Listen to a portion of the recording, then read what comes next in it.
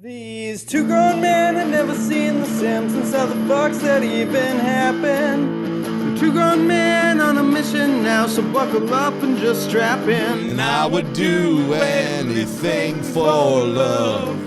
Oh, I would do anything for love. I would do anything for love. These two grown men had never seen the Simpsons. It's America's Barley Basket. Welcome, everyone, to another episode of America's Barley Basket. I'm your host, Marlon Wells, alongside host Nathan Fulsabach. Hello, Nathan. Hello, Marlon. How are you, bud? Not worth a fuck. Oh, you sound so rough, buddy. I'm ill. Yeah. I can't figure out what the ill is. It's either just virus related or tooth infection related, which you never want to have to play fucking why are you sick, you know. You should have it should just be one thing, you know. Yeah. It should be multiple fucking things, but shouldn't be multiple choice. I did one of those fucking honky tonk fucking row tests, which probably have like a 15% accuracy, but hey, if that fucking garbage test was right, I am row free. So. Was it one of the ones Uncle Joe sent you? No, of course I didn't get one of them, so I had to go to fucking... You didn't get one of them? CVS. What are you doing? I am off the grid. I don't own a kitchen. They don't say... Like, they want me to be erased off of the fucking... They want me off the books. They don't like people to know that people like me still exist. Fair. Lingering in a centipede fucking I don't. breeding ball. I barely like being reminded of it every week, so I'm with it. The centipede bites on my shins are a cruel reminder of the forgotten Americans. I'll send you home with an Uncle Joe test. I got mine. Yeah, I should have. Fuck, I hope I don't need 4 of them. So I'll send you home with one, dog. I got it. I got you. You really gotta give your own nostrils the business. Oh, I haven't used one yet. But Daddy went for it. They tell you 3 1/4 inches. I went. That's getting a ways up your own nose. But, yeah, you know. 3 1/4 is. Yeah, or no, 3/4. 3 1/4. I was about to say 3 3/4 fucking, is like you're digging in your brain. That's tickling the old cerebellum. You're gonna forget your piano lessons. You dig around in there too long. You'll either learn how or forget how to play the piano that deep in. I've been told 3 3/4 is a perfectly fine size. So natural for a boy your age. Deep enough, it's been called. Yeah. I guess whatever it's been called. Deep enough is Tufts' lesser known brother. Those are the Zanuff brothers. How about that? A fucking Chip Zanuff reference. Right out the gate. There we go. This is going to get us. I listened to New Thing just yesterday. Really? So God, I haven't thought of that. I'm on a glam metal kick. I watched that Peacemaker show, and that whole soundtrack is glam metal. Oh, no shit. Yeah. Okay, when you say glam metal, do you mean hair metal? That was, okay. Because I always think, like, some people might mean, like, New York Dolls from, like, or T-Rex. Yeah, I get that. But that's not metal. That's glam rock. Right. Yeah. Like, but, you know, enough's enough. Yeah. And Firehouse. And, you know. I would put a Vixen as a female. Yep, Cinderella. Vixen, yep. Cinderella. I like Cinderella. I have heard that there's people that are, like, musicians that say Cinderella had some really talented people. I've heard that, too. Yep. I have heard that, like, of all of that era of metal that, like, people who know about music point to Cinderella and be like, actually, they're pretty fucking good. Cinderella, they have a fucking sax player, too. They had something oddball about them. Everybody snuck some horse shit in there. But I think maybe they did more. They were like the yellow card of the hair metal. Like look at this fucker. They have, like, a lot of blues influence. Yeah, maybe that's what I'm thinking of it. Yeah. My what would favorite Cinderella's of all... biggest hit be? Oh, fuck. Were they Nobody's Fool? Was that their ballad? Yeah, I think that was Cinderella. No fool, nobody's fool. Keep going. Right. Oh, that was the end of my voice, people, to hit that octave. I couldn't believe I pulled it off. Did we blow it out? Yeah, Did we blow your voice out during the Meatloaf section of the show? Nobody's Fool is the ballad. Don't Know What You Got Till It's Gone is another ballad. My favorites are Shake Me and Gypsy Road. Oh, both. Gypsy Road's a legit banger. Yeah, both of those were singles, I think, too. Yeah. Gypsy Road. Yep. Maybe we do glam metal next season. Have we not? We have. We for sure have. Yeah. We've sang Poison. Yeah. It seems like what a life. Have we sank poison into our laptops? I've got it written down somewhere. We had to have by maybe now. Just a Cinderella appreciation month. Had to pour one out for the loaf this season. No, yeah. Well, the loaf deserved it. Yeah. It's a unique enough entity that he deserves it. Who else have we done a month-long music Rolling celebration? Stones, when Only the drummer two, died. right? Yeah. Yep. He probably has a name. It's probably not the drummer. I'm sorry, but I'm not a Stones fan. Yeah. Meatloaf, the very first rock music I ever heard. That's so wild. I found Meatloaf's Bat Out of Hell on cassette in the center console of my mother's Camaro. Which is a rad sentence. Yeah. That's an origin story right there, baby. Yeah. That's how you get this. I remember jamming that in there. I was probably 8 or 10 years old, being like, what is this? It says hell. That's a bad word. It's got to be good. And look at this motorcycle and this bat on the front. Jam that in there and being like, what is this? Yeah. This is amazing. I hope you thought every band was like that. And I was bummed that they weren't. Yeah. Why are your songs only 5 minutes instead of 14? There are times you make comments that make me feel like I grew up in like a penthouse in Soho. You're like, I was 8 years old the first time I heard rock music. It's so crazy. Yeah. For me, it's like I couldn't even place it. And my folks didn't listen to it, but just being surrounded by other people. But you weren't. I wasn't. There were no other people anywhere. And there wasn't a rock station in Bismarck, so we didn't get a rock radio station. Yeah. For me, what it would just be like on TV commercials or getting in an aunt's car. None of that. Yeah. Because I had an aunt. Shout out to Aunt Bev. She used to have Walk Like an Egyptian by the Bangles, and she'd play it in a loop, and she would do the Bangles, the Walk Like an Egyptian dance. I'm like, I wish she were my mom. I'm going to tell my mom that. That's a good song. I don't know that I could listen to it on a loop. Yeah. I think once I think she was a very nice woman who put up with a 5-year-old. Because little kids, again, you're not around them a lot. Little kids want things over and over. Again, until that's when you just look at the axe. I could just Family Annihilator has a nice ring to it. I'd be famous. Fuck, I forgot about Family Annihilator.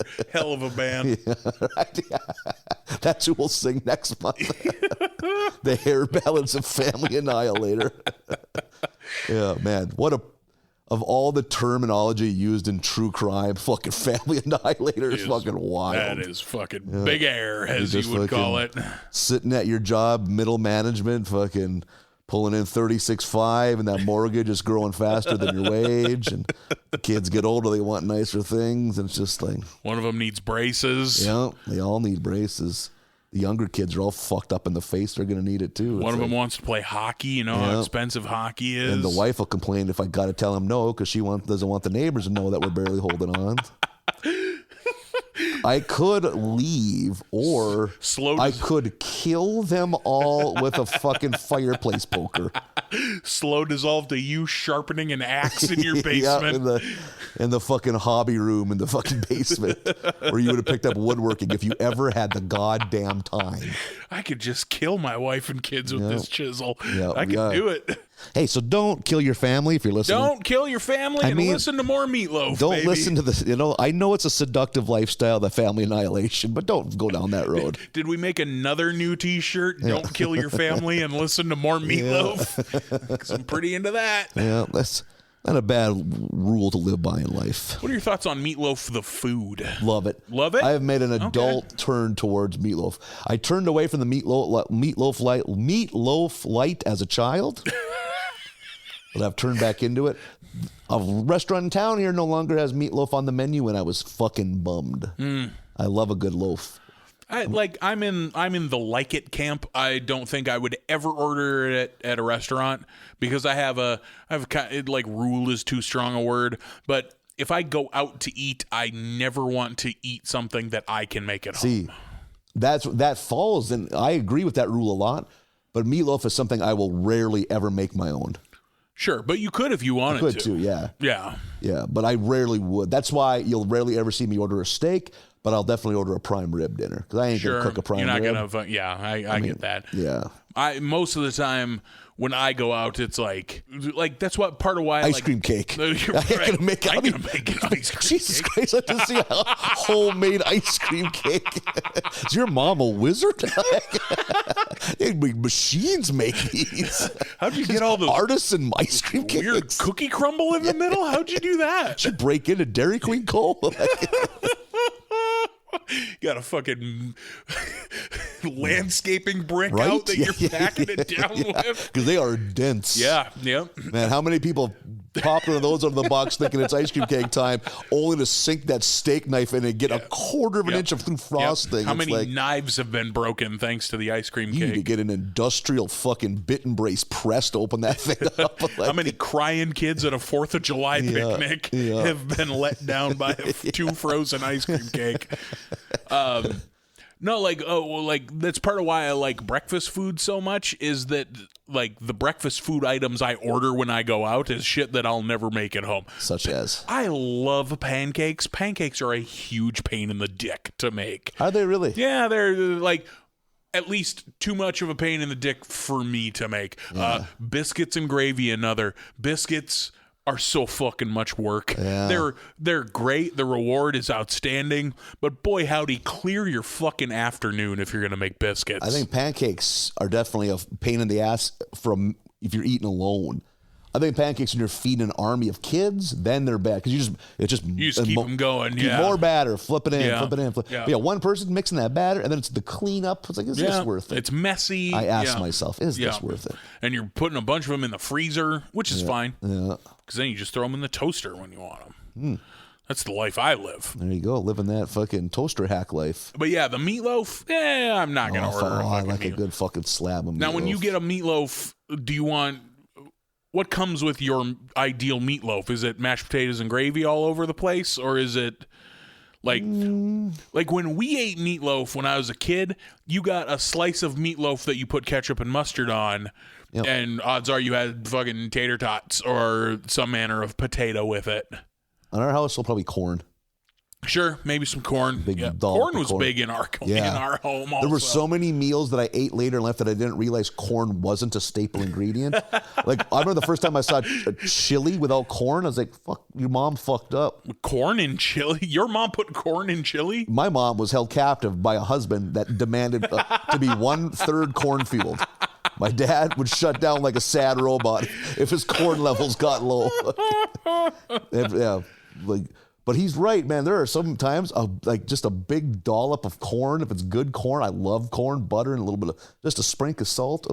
Delicious. I love like corn on the cob at a barbecue, but like just a scoop of corn. No, thank you. And again, we were not a family of means, but one rule was always frozen, not canned corn. Huh. Yeah.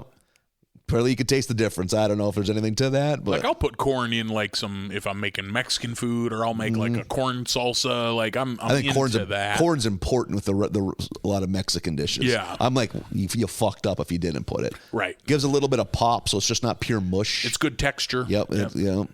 Crunchy but still soft. Like it's weird. Yeah, corn's weird. It's the occult of vegetable food. Your new stand-up bit you're working on. Hey, so corn is weird. What's the deal with corn? Am I right? So corning's hard. You guys heard about this new corn tinder? It's crunchy, but it's soft, and sometimes it's popped. I don't know what's going on. On the cob, off the cob, creamed. I fucking love creamed corn. Oh, see, that's a road I could never go down. I will eat creamed corn until I shit my pants. Which I think that's a food that could lend itself to that. I bet. Like I could find the perfect equilibrium of corn intake to shit output to where I could make this perfectly functioning corn human centipede yourself. Myself. Like, oh man, I love creamed corn. Yeah. As a kid, I was repulsed by it. Now I can eat it, but I'm like, oh boy, this is not ideal. Give it to me. Yeah. What's hominy? Where does hominy fall into the corn world? I don't know what hominy is. Is hominy equal to corn as plantain is equal to banana, perhaps? Oh, like a corn cousin? Yeah. A cornzin? Corn cousins. Sure. Cornzins. I can see that. Yep. This has been Corn Talk. We've completely forsaken The Simpsons. Yep. Well, join us for more Jonathan Davis facts right after this. Where do you monkey versus head? Where do you stand? There are metalheads that could fill a 2-hour podcast with absolutely. that. Yeah. I know. I can think of 3 friends immediately That right now are up in arms. Yeah. It's not even a debate. Yeah. Shout out Jamie if you're listening. I know you're shouting at your phone right now. It's not even a question. God damn it. Monkey's a hack. You've already said the word Simpsons, so I guess we got to talk about it. We may as well, see how I it feels. suppose. Yeah. We're wrapping up season 20, starting off with episode 17, The Good, the Sad, and the Drugly. Starts off at Springfield Elementary, where Bart and Milhouse have removed all of the screws from the school. Hell of a prank. It's insane. That's terrorism. Like, that's insane. Like, if you saw a pile of how many screws of typical, it'd be the size of a fucking Chevy Malibu. It'd be so many screws. That's insanity. Like, I mean, kudos to their fucking work ethic, but that's an insane thing to pull off. And I was just saying they get busted, but that's not true. Milhouse gets busted trying to return the screwdrivers to the shop class. Yep. And Skinner grabs him, and he's walking to the detention area. Chalmers has a toilet on his head, and he's like, Skinner, and he's like, if you're quiet, he won't know we're here. And he's like, I recognize the sound of your hush puppies anywhere. He's like, he thinks I have actual hush puppies, but I have shush mutts from the Value Mart. Yeah. I mean, he has like a moment of pride that the fucking superintendent thinks he can afford hush puppies. Yeah, and he thinks his shush mutts have fooled him. From the Value Mart. God damn it. I wonder if you could still buy hush puppies. I only can kind of remember there were commercials for them when I was a little kid. Yeah, they a slip on, kind of like a loafer slip on. Yeah, like comfort, fucking not cool in any way. Like, are they a style of shoe or a brand name? Brand name, I believe. Yeah, I have no idea. Someone right now is also screaming at the podcast right now. Damn it. It's clearly a style of shoe. Nathan, I think people scream at our podcast more than we might think. That is true, because we get down roads on topics where we don't have any knowledge, but yet we still have opinions. Yeah. Speaking of which, when I hear hush puppy, I don't think shoe, I think cornmeal ball, which are a primo. Why aren't we eating more hush puppies? Why aren't you and I each 40 hush puppies deep right now? We should both be always kind of nauseous from hush puppy consumption. Also corn based. A lot of corn in this episode. That's why isn't Long John Silver's as ubiquitous as like a Burger King? Yep. They sell fucking hush puppies cheap. Yep.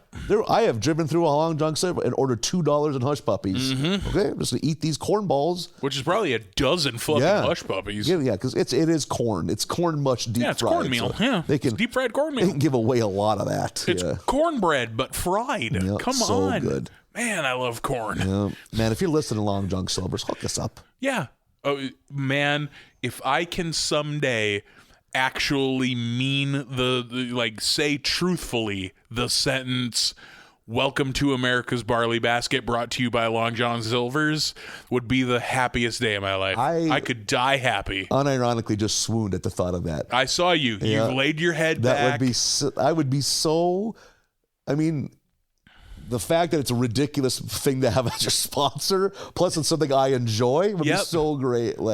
I might not even need money. I might accept hush puppies as a payment. God, any random product as a sponsor would be so great. Oh, absolutely. Fucking off-brand RC Cola presents. I would be super into that. Us cracking RC Colas, like, oh fuck, we should put these in the fridge. I'm gonna have to send some emails to Long John Silver headquarters. What would it take? How much do we got to pay you? Will you just send us hush puppies in the mail? They cost you nothing. They cost you So let's hopefully, Long John, if you're out there, make this happen. I would die for a hush puppy right now. Oh my God, I would too. I'm so hungry. I fucked up. I should eat some food. Keep drinking beer. Yeah, there we go. Top it off, baby. That's never led to a tragedy. Yeah, especially when you're sick. Yeah, right. Nothing treats your body right when you got a cold like alcohol. Yeah. Infected teeth. Put some alcohol on top of that. You're all fucked up. I'm a goofball right now. I'm fucking flying high on fucking all sorts of medicinal things and Miller Lite cocktail mixed into that. Miller Lite and cough medicine. You know, I took a bunch of shit. I always have like 7 different bottles that have 1/8 remaining in them. Oh, sure. Take the rest of this one. My I have a cold strategy is always bombard the dick out of it. So I'm slamming back Mucinex and Tylenol cold and washing it all down with too much cough syrup and immediately putting 3 cough drops in my mouth. I'm like, attack this thing right now. And I've only become this recently. I was that guy for the Midwest guy forever that my mom was like, I was like, what's wrong? I've had a headache for the last day. It's like, have you taken anything? Like, nah. Like, take an aspirin. Like, Right. I You guess. fucking idiot. I guess that's a sign of weakness. That's letting it. No, it's not. No, it's. I can't yell at you right now. I can't. I won't. Yep. Hush puppies. Yep. So, More corn. More. Yeah. If the American Corn Institute would you change the name to America's Corn Basket if the check was big enough? I would wear a corn cob costume everywhere I went if they paid me $700 a month for it. I would need to see the size of the check. Yeah. Secondly, I think it's funnier not to change the name. America's Barley Basket, brought to you by the United States Corn Association. That would be pretty good. Yep. That's kind way of them funnier. Sticking it to Barley. Yeah, exactly. And then Barley comes back and has to outbid them. Yeah.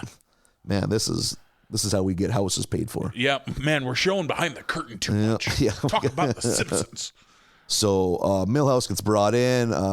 Chalmers and Skinner try all the same things that teachers do to get you to rat on your friends. You know, like you're gonna get suspended. A week suspension is a punishment. Oh yeah, I mean that's a big one. Serious. Yeah. And when he's like, and right away he won't buckle, but he's like, well, you know, Milhouse, if you'll be suspended for a week, you will miss Taco Wednesday. Unbelievable. Fucking Milhouse starts cracking. when Skinner's like, think of it, Milhouse, hard shell, ground beef, lettuce, mild sauce, and just a little sprinkle of cheddar cheese. And hands him this pantomime taco. And he just is loving having it in the pretend taco in his hand. And what is he like? I think he maybe catches Bart out of the corner of his eye. Yep. He's like, I'm not hungry. Milhouse, true G during this. Yep. Does not. Milhouse is ride or die in this He buckles episode. but does not break. And so he gets sent home and he's trapped in it because his dad's like, because we cut to Bart at Milhouse's bedroom window and they're chit-chatting. And he's like, yeah, this is no fun. Like, I'm totally grounded. And I got to stay at home all day with my dad, who yells at Jim Cramer on Mad Money. Of course. And when it cuts to Kirk Van Houten sitting in his living room going, you said tech stocks were bulletproof. It's so funny. Of course, Mr. Van Houten is a failed day trader, you know? Like, he just has, like... Someone told him something. He's like, I got it all figured out now. Just wasted the little bit of money he has. Like Kramer lost people a lot of money in that era. I think he still has a show, probably. I think he does too. Really? Yeah, you don't lose your show. Yeah, if you're on being on CNBC is like being in the mafia. Yeah. Or it's like becoming a lineman, a Pro Bowl offensive lineman. You never get it on time. But you're going to have 5 years at the end of your career where you didn't deserve it and you still get in. Yeah. It's all name recognition. I think it was Jon Stewart came at Jim Cramer pretty hard. Right. Yeah, you're definitely right. I remember that now. So Milhouse is trapped and Bart tells him, hey, don't worry. I'm going to take care. I'll be here to visit every day. Then it cuts to Homer picks him up and Homer drops Bart off at the old folks home where Homer's like, you're going to go visit Grandpa. I'm going to go in the parking lot and take a nap. Yep. I got a kick out of that. I also like, I think we've talked about this in the past, but Homer pulls the car around the corner and then takes his pants off to nap. And I appreciate that because I take my pants off to nap. Yeah, if I'm going to consciously nap, which is rare for me, it has to be pantsless. Yeah, like 99% of my naps are sabotage. Like they're non-consensual naps. Yeah, I'm in a suit. Yep. Which is never a good ideal nap. I'm halfway through building a very elaborate macaroni portrait, and wake up, macaroni stuck to one cheek. Got a chaw full of it in my lip. No. But I did like that Homer ditches the trousers to take a nap. So Bart's in there basically just tolerating the olds. Yeah. And that's when they all perk up because some girl walks. They're like, oh, look, the one that'll tolerate us. And her name is Jenny. Yep. And she is a doll. She brings them all cookies that they all like. They're specific kinds. Like she's an angel. Low sodium. One is like not made by immigrants for one of the guys. That was a spicy old person joke. Yeah. Yep. And Bart is immediately smitten by her. And then that basically becomes by far the A story of this one. Weird to me that Bart is into a girl like this. The last time we saw Bart have like a super crush, it was like the girl Bart, like the badass girl next door, voiced by the woman from Roseanne, which that's going back a ways. Yeah, that's a long time ago. This one voiced by Anne Hathaway. Oh, no kidding. Who's delightful. Yeah. I like Anne Hathaway. A friend of mine, his little sister went to school with Anne Hathaway, to college. Really? She couldn't hack it. Made it halfway through the first semester and went back to Hollywood. Huh. Yep. I like Anne Hathaway. I like her face. She's got a good face on her. Really sits right on the front of her skull the way I like. Yeah, not all weird, not floundery. Yeah, it's not off to one side or nothing. Eyes are parallel. Yeah, I like her in that cat suit in the Batman movies. Never seen that third one. Yep. Oh, yeah. She's only in that third one. So he's now smitten with her. And what do you do when you fall for a girl? You lie. That's what Bart starts doing. Convinces her, oh, yeah, I love helping people out, this and that. I'm just a real humanitarian. So that's where this eventually leads to. And they kind of separate, but he's still thinking about it. And he sees her at school where he does build up the gumption to ask her out. And then that's where the real lying begins. Yeah. And then they go on a picnic. Yeah, they go on a picnic. And it's like, I take care of someone who's very, I don't know if he says special needs. And Homer walks by. He is right there. Like when she's like, well, he seems very high function. He's like, wait for it. And he gets in a fight with his own reflection in a pond. Oh, God. I don't want any trouble, man. Just take my wallet. Is this before or after Nelson gives him the pep talk on after? Yeah, you're right. Asking her out. Yeah. Was it punch her in the arm or put gum in her hair? Yeah, or if you really want to commit, put gum in her hair. Yeah. He's like in the bush, like punch her. Punch her. Yeah. He's doing is it Ciro or whoever that is? Cyrano de Bergerac. Yeah, there you go. I am not saying that right, but you get the drift. Cyrano de Bergerac. Yeah, it's kind of close. Close enough. I'm very ill. And then that date works out. She's still, I'm forgetting. While on the date, the bullies are stealing a baby duckling away from a duck.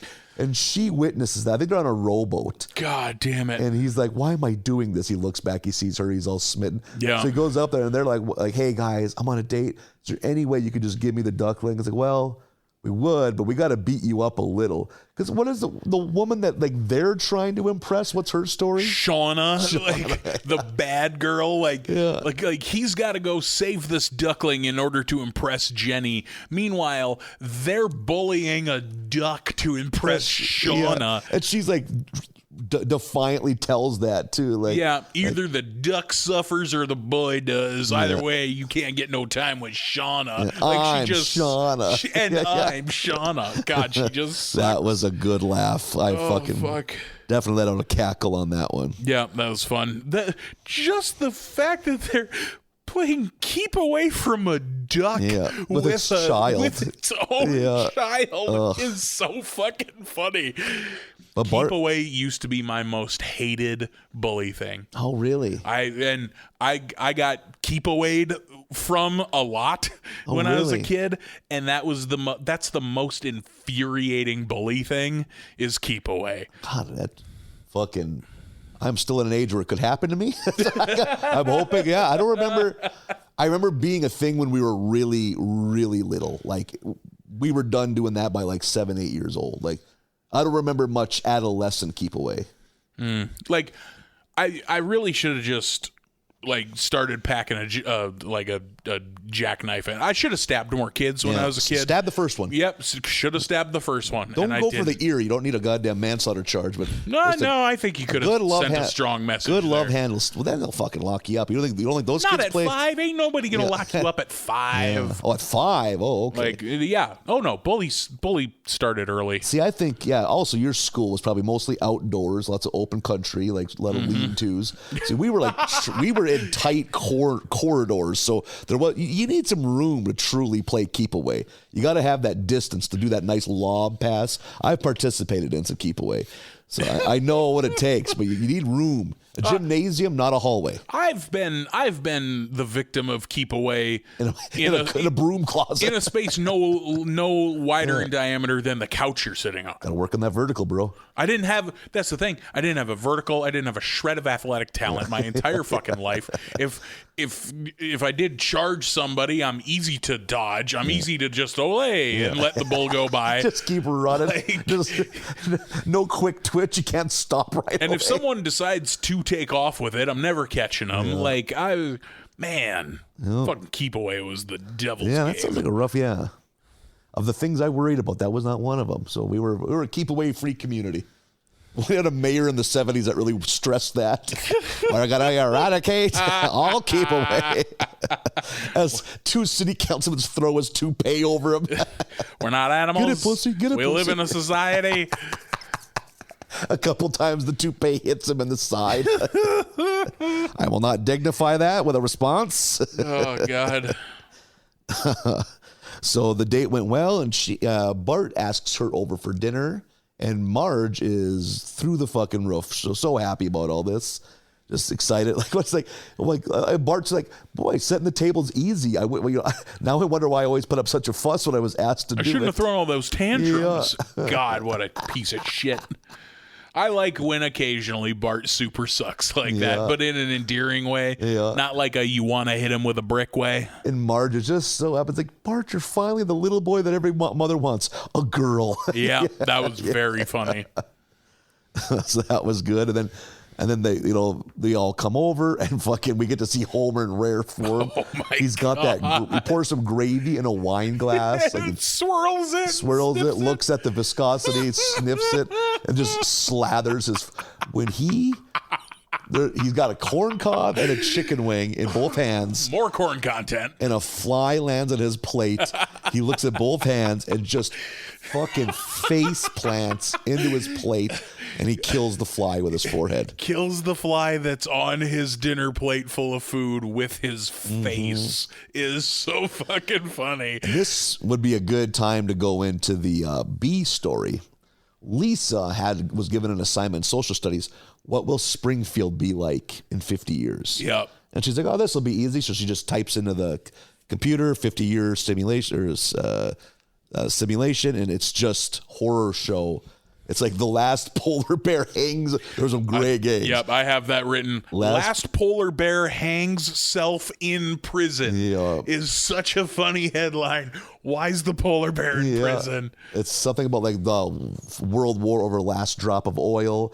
It's water gone, now we drink soap. That's a good one, too. I mean, we know that The Simpsons predict things. Yeah. This is definitely where this is all going, by the way. And Lisa really, really was bummed out. I remember being right around Lisa's age, like right when you're old enough to find out about like fucking the direction the world's heading and having a moment of just being super bummed. Yeah. And like that dread, that kind of existential environmental related dread is that's a real fucking thing, man. I remember one like in my early 20s too, when like all the shit about peak oil was coming out, how we're going to be run out of oil pretty soon.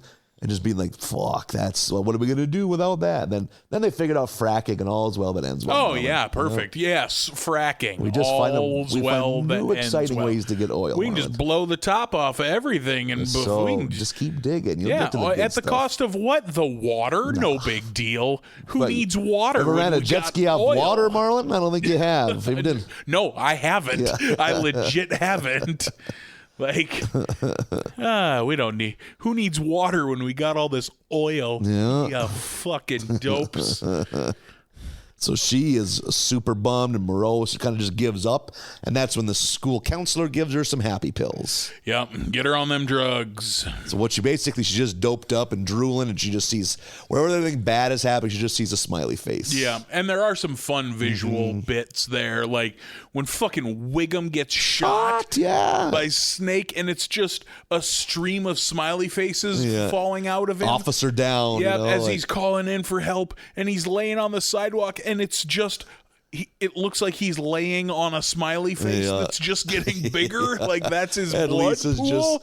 just happily smiling at it. Like, oh, that's fucking funny. So that's now she's at the dinner table. Homer's a goddamn animal. Like, was the rest of your family? And Lisa's just like, hello, Smiley. Hello, Smiley. Like, just completely out of it. It's at this point where we get my other favorite line of this entire episode. Because the doorbell starts ringing right after Lisa gives her line, and Bart is trying to distract, like he's trying to like play cool, like everything's fine.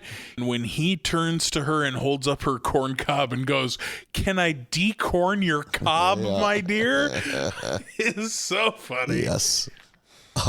Before we get to the shocking reveal of who's at the door, one thing about when the assignment day with Lisa, what's the 50 years, fucking Ralphie is the first to give his presentation. Yeah. And when he walks up, they're all prepared, just goes, in 50 years, the vacuum cleaner will be quiet, not loud and scary. And they clap. I love that. Good point, Ralphie. That probably is true. The vacuum will not be as scary. I love that Ralphie's afraid of the vacuum cleaner. It's 8. That's so fucking funny.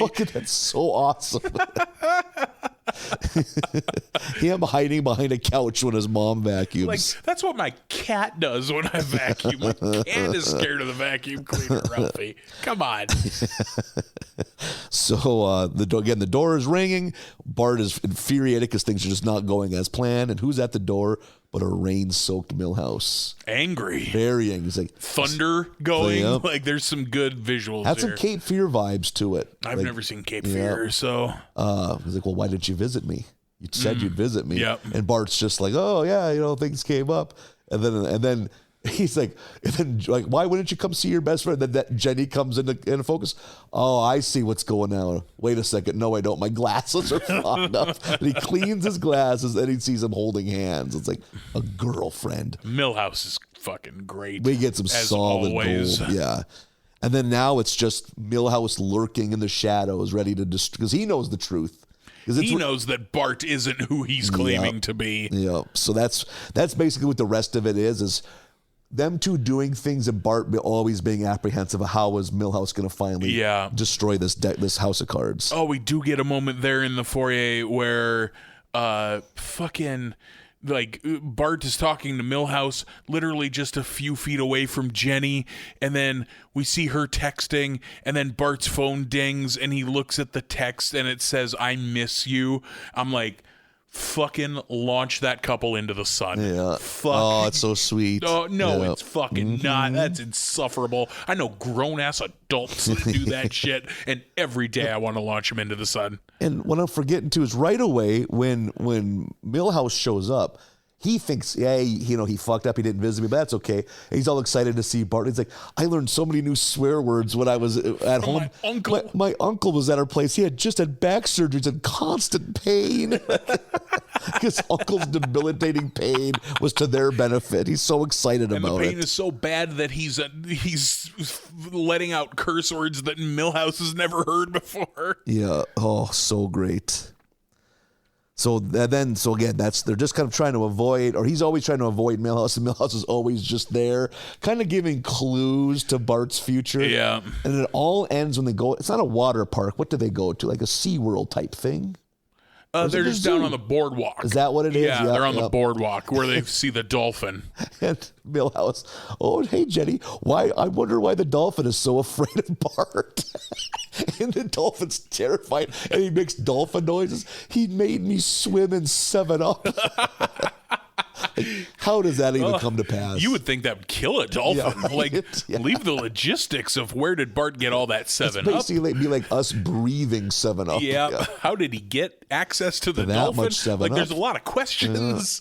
Well, they did take every screw out of a school. These boys do know how to make a big plan. Yeah, that's true. They know how to be. They know how to be bad. Big goals. Yeah, they swing for the fences. So she calls him out on it, and right away he's gonna lie, but then he's like, you know what? I can't keep doing this.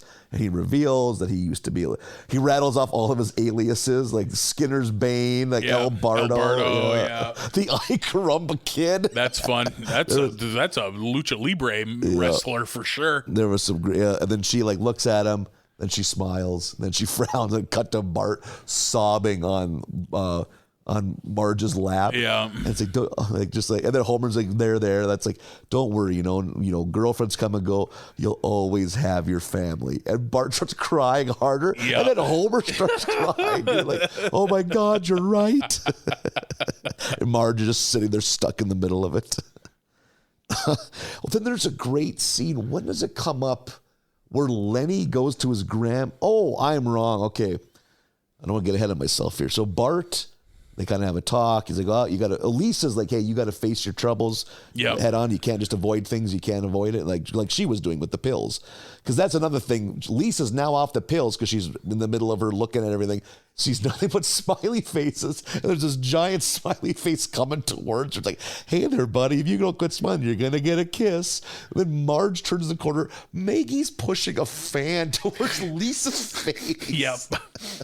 Which she then does to the dog after the dog eats a bunch of the pills. Yeah, because Marge just dumps the pills in the wastepaper basket. This is no good. So good ending to that. Lisa's back to kind of her old self. Yeah. And she so then Bart's like, okay, you're right. You know, I got to make amends.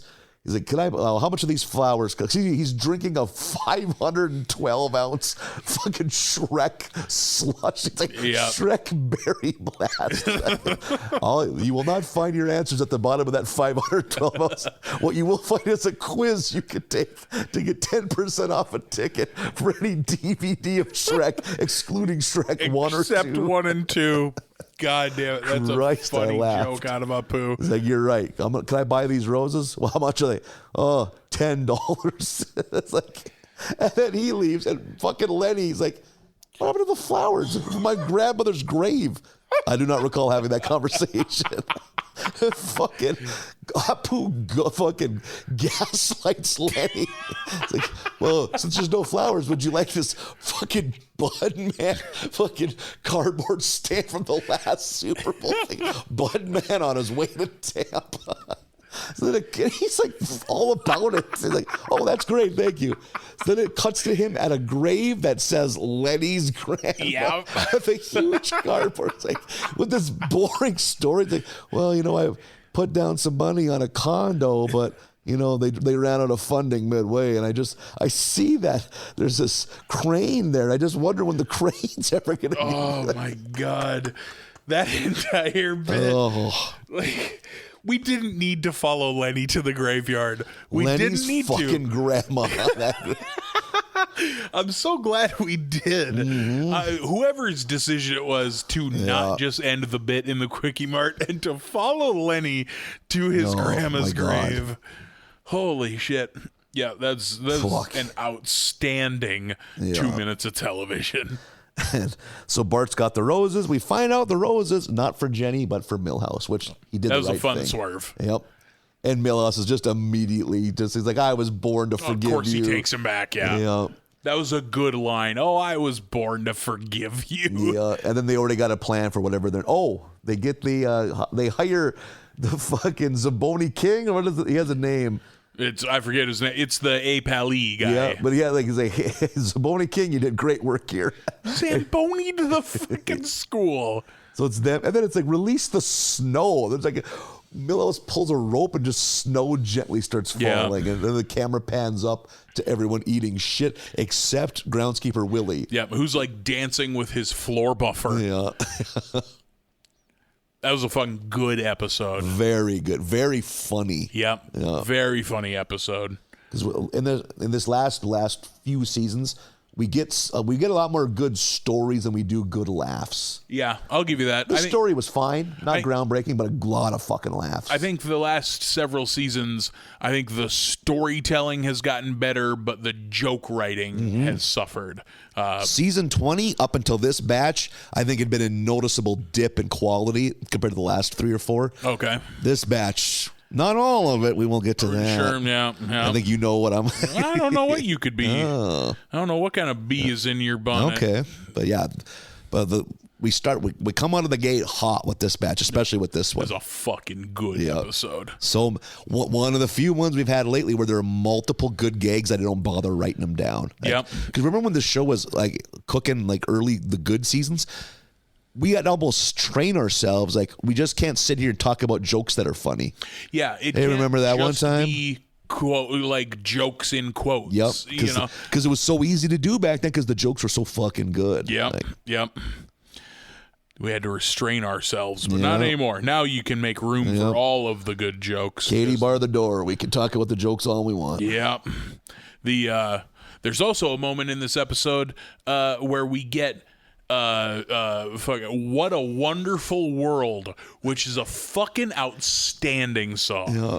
I don't know where anybody else stands. I don't know if it's a hot take or not. I don't think it is, but Louis Armstrong's What a Wonderful World is a legit fucking banger. Yeah. I mean, I've probably heard it enough that I don't need to hear it again, but I hear it pretty rarely, so when it does pop up, I'm always like, yeah. I seem to remember a movie I rewatched as a kid had it. I wonder what it was, but I remember hearing that a lot as a kid. I just can't think of what it was. I think what's the Michael Moore Bowling for Columbine opens with that song. No kidding. I think I love singers who aren't very good singers but still have the confidence to sing. Yeah, Tom Waits, man. Cookie Monster. I've never delved in enough to have an opinion. I've listened to like the hits. I really like "Hell Broke Loose." Okay. Is a fucking hell of a Tom Waits song. Outside of that, like Zakk Wylde can't fucking carry a tune to save his life. Shit. But yet he's like, I'm gonna have this band called Black Label Society, and I'm gonna be the front man. Oh, he can't sing, huh? Love that. No, he's horrible singer. He's an amazing guitarist. Yeah, but Zakk Wylde's a horrible vocalist. They're one of those bands I've heard the music of. I might have actually even seen them live opening for somebody. Yeah. I can't name a song. Oh, I like a handful of BLS. They got tunes. They have good merch and a good look. Yep. They have, much like Motorhead, they got a good logo. Yep. They look good on a t-shirt. There are, like, we've discussed this before, maybe Megadeth is a good band. I can't get past Dave Mustaine's voice. Yep, totally understandable. I think their fucking songwriting is super cheesy too. Yeah, is it? I got that. He doesn't seem like an interesting cat. Hello, me. It's his voice. I mean, and even that, if you had a guy that had like a good metal growl, maybe would work. Yeah. 'Cause I find 90% of metal lyrics silly. Oh yeah. You're fucking not a demon. You grew up in fucking Torrance, California. Your fucking mom's a fucking math professor at a community college. Things were okay. You can only take heavy metal so seriously. Yeah. But I do like, and Louis Armstrong, I almost said Louis Anderson. Yeah. Louis Armstrong kind of falls into this is not a singer's Now I voice. need to hear Louis Anderson singing What a Wonderful World. I see trees green. Skies of blue. I guess. We can't disrespect Louis shout out to a real one. Too soon. Yeah, right? Pour one out for Louis. This is all said with love. Yeah, absolutely. Episode 18 is Father Knows Worst. We drew the boardwalk once, so we may as well get some mileage out of it. We're at the boardwalk again. And I like the Truth in Boardwalk Advertising Act has really made a mess of this place. That guy that goes, fried dough, the worst legal food, never leaves your body. How he doesn't use full sentences, it's just catchphrases. Yep, never leaves your body. Am I right? Is it worst legal food? Yep. What a great way to label your product. So fucking good. And hey, you want to throw an oversized basketball into an undersized hoop? It's impossible. Shit, that's funny. I remember as a kid, like, I am old enough where I play basketball on a regular basis. That hoop is 7 feet away. Why isn't it going in?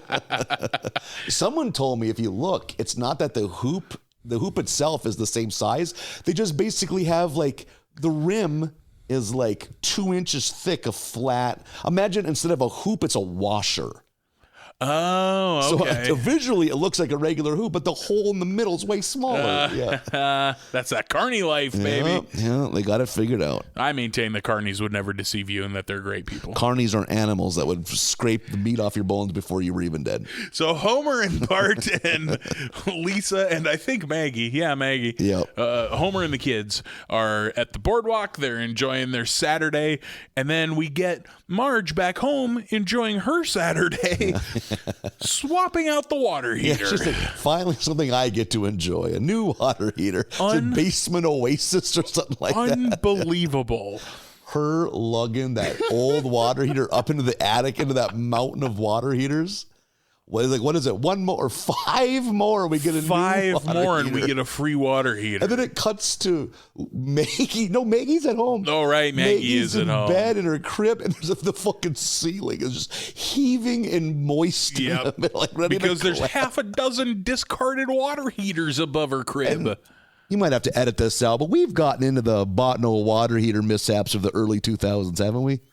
I'm sorry. What? No. Have we not? The Botno water heater mishaps, which solid band name. Yep.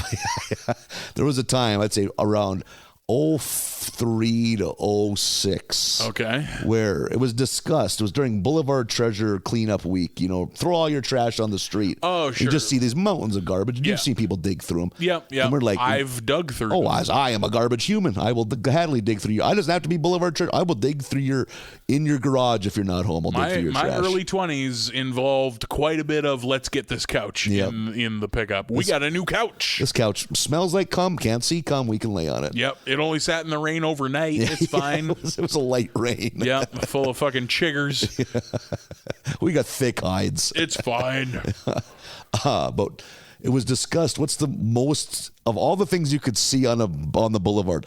What's the one thing you could throw in someone's yard and they couldn't get any use from? We really gave this some thought. Okay. I just thought a big bag of wet baby clothes, but 1 out of 20 shot they got a baby. Maybe they can make it work. And you can launder wet clothes. It's fine. We came up with an old water heater. Yeah. What could you? So that became the thing. If you saw an old water heater, you threw it in the back of your pickup truck because a week later, you're going to, 4 a.m., drunk off Bud Lights, you're going to put that next to your buddy's fucking front door. So you get up for work and there's a fucking telephone booth-sized water heater waiting for you. It's such a pain in the ass. They're cumbersome, and it just escalated. There's just water heaters everywhere. It got to the point, or you just be very drunk, throw a bunch in the box of a pickup. If you could whip a perfect shitty, they'd fly out of an open tailgate and just scatter all on someone's front yard. I don't want to incriminate anyone I was with on the maiden voyage of the water heater. And the look of sadness and confusion on that man's face at 3:45 a.m. Because you hear that commotion when a pickup with glass packs whips a shitty in your yard and 125-pound old water heaters scatter everywhere, It was just him in a robe with the most astonished look on his face. What happened? Wait. You didn't do this to a buddy? No, originally it was, there were victims. These were... did this to a straight... Well, I mean, we knew him, but you did this to just a man? Just a man who was not asking for any of it. Why would you do that? It's a cruel world, Marlon. It was hilarious. Because you know why? We were laughing as you are now. And the best is we did a lap because we wanted to enjoy. A criminal, Ted Bundy, drives by and looks at the cops, look at the crime scene, and we had to do that. But in a small town, when you drive by a crime scene at 3:45 a.m., they know you're the perpetrator, right. So we had to get the fuck out of Dodge. Doesn't he know who you are? Yeah. I'm sure there was a strong hunch. Yep. Holy shit. And the best is we were full of fucking mischievous energy. We are not children. We were all in our 20s. Some might have been in their 30s. And we had another, we found a broken old vanity. It's like, that ain't a water heater, but that's also a cumbersome piece of shit. So we had a box full of shit, but now we just noticed the streets are thick with cops, which is 2 cops. Which in a small town. So what we decided, what we just did was we just lowered the tailgate and just like whipped 2 full 360s in the parking lot of an apartment complex. So it just looked like a hurricane hit. What a pain in the ass. You got to go to work in the morning. You fucking get your fucking Chevy Prism hung up on a fucking water heater. Fucking front tires completely off the ground. Just fucking humming. I'm going to get fired from Pizza Inn. Why is there water heaters everywhere? So it came to the point where a friend of mine who does listen to this podcast was walking to his mother's house and a police officer approaches like, hello, name redacted. I feel like a complete asshole for asking you this, but have you been dumping water heaters in people's yards? Imagine the gumption it takes to not laugh like that when you have been doing that. Look another grown man in the eye and be like, what? Why would I do that? That's oh God. And like, yeah, you're right. That's a crazy. I'm sorry. Like, yeah, that's insane. Like, your friend is a fucking psychopath. Yeah, there's something in the water back home. But you say that, you in that car with us are laughing that same exact way, watching it. It was so delightful. Watching water heaters bounce and skid and flip. They're not meant for that. They are not an extreme sport, but yet there's a will. And then it just escalated to the point, some of the more creative ones, is someone took a receiver hitch, welded it to like a 5-foot piece of fucking like rebar, and then another like 5-foot piece of rebar, welded on top of that a small camper water heater so you could plug it in this guy's receiver hitch and he wouldn't realize it. Yet if you're the car behind them, there's a water heater 3 feet from your face. If you can picture what I'm describing. So you're just doing your daily fucking things. Meanwhile, you're a menace because everyone behind you's staring at a water heater. 8 feet longer than you realize you are. Exactly. That's dangerous. And they built it at an angle that it would go over the hood of a car. So it's like looking you right in the eye. And also, said friend one night got in his car after a few too many Chardonnays probably, and looked into the passenger seat. What is sitting next to him in his pickup is a small water heater with the seatbelt on, with lipstick and a wig on it. a little Miss water heater. You need a sequel to Water Heater.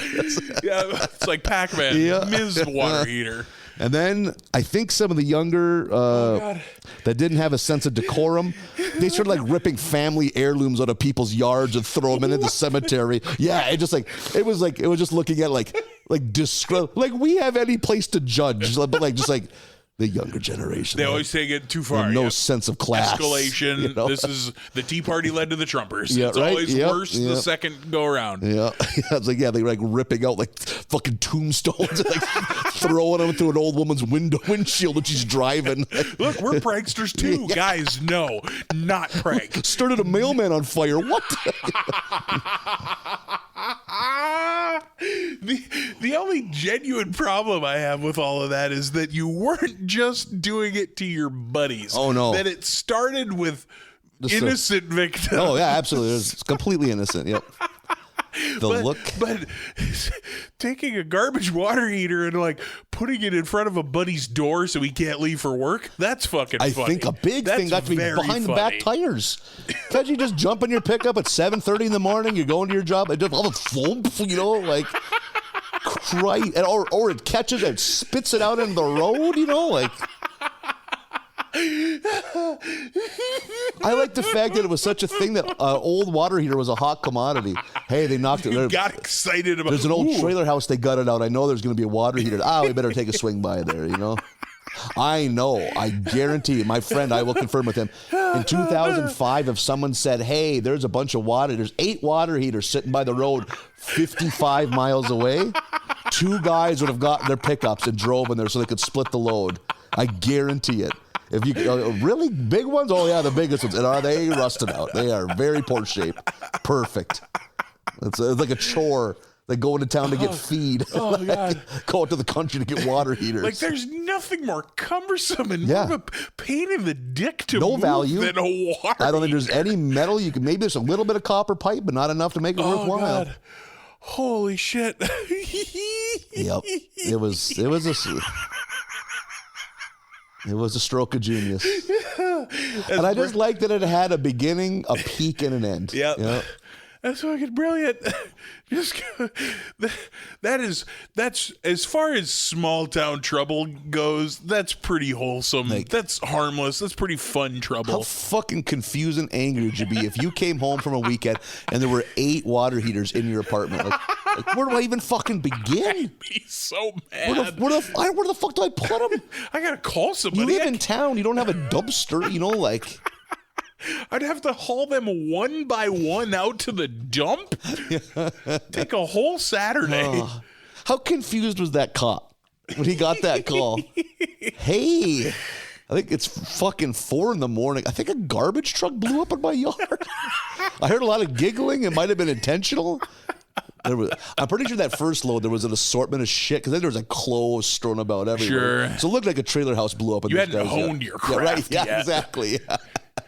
Oh, it's like your early comedy jokes. You know, you haven't gotten there yet. You're just throwing everything at the wall to see if it sticks. You eventually learn what you want your... You got to find your voice. Yeah, right?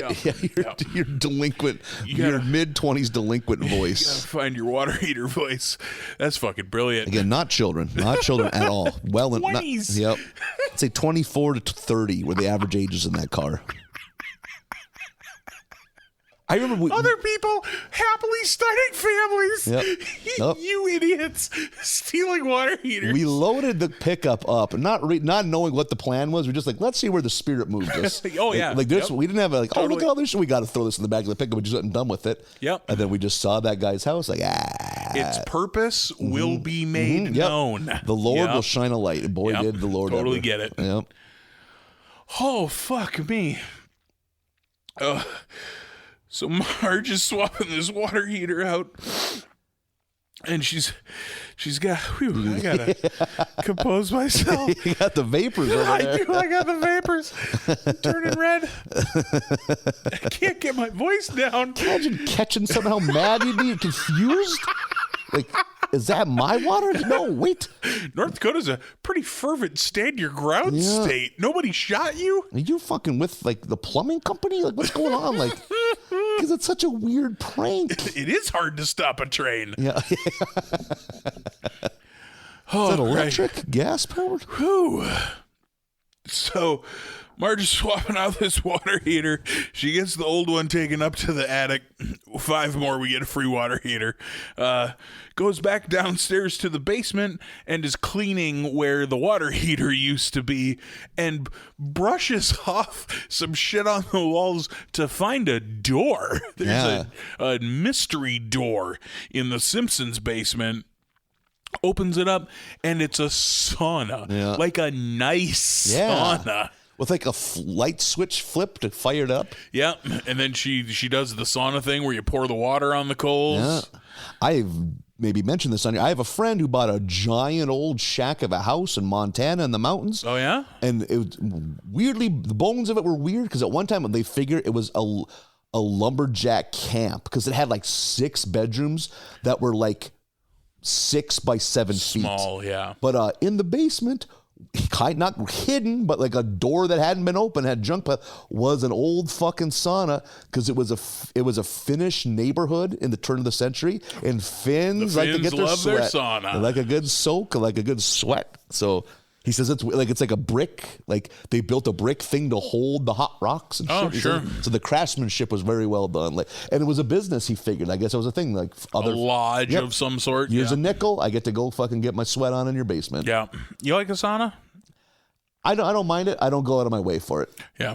Like I'll duck in there for a minute if there's one in the hotel I'm staying at. I fell asleep once when I was in in a steam room reading the paper, and I woke up and it had fallen onto my body. And of course, I was reading the funnies because you know who I am. And I had like Dennis the Menace on one titty, and I had like Gasoline Alley pressed into my. It was like what the fuck? Like when you press the comics into Silly Buddy, I was like, fuck, and they're all backwards. I gotta go back in the tub, fucked up. And it was like peeling strips, and I'm doing this the whole time. There's a pretty attractive middle-aged woman reading a magazine 6 feet away from me in the sauna with you. Yep. And she's like, I was wondering when you'd wake up.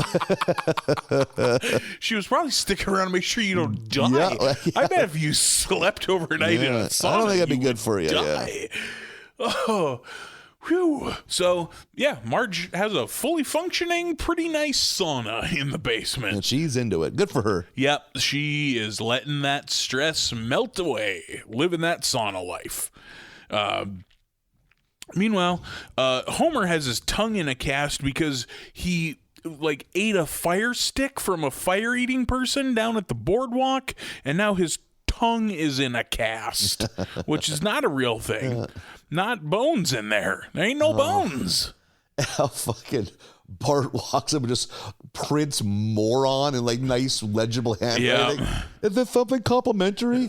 Yeah, Dad. Sure. And he just runs outside. Hey, everybody. Oh my god! And they all laugh at him. Yeah. Like, Homer with his tongue in a cast is pretty funny. It's dumb. This is real dumb. Very dumb. Very, very dumb. It's pretty funny. He gets his cast off, and now he has ultra super sensitive taste buds and like can't eat anything. Like everything he tries is too intense. Like he starts it with lollies in Hibbert's office. He's like, oh, too cherry. Oh, too lemon. I want to Hibbert's like, heck, even a simple taco could drive you insane. Yeah, like that's your fun. brain would break from one taco.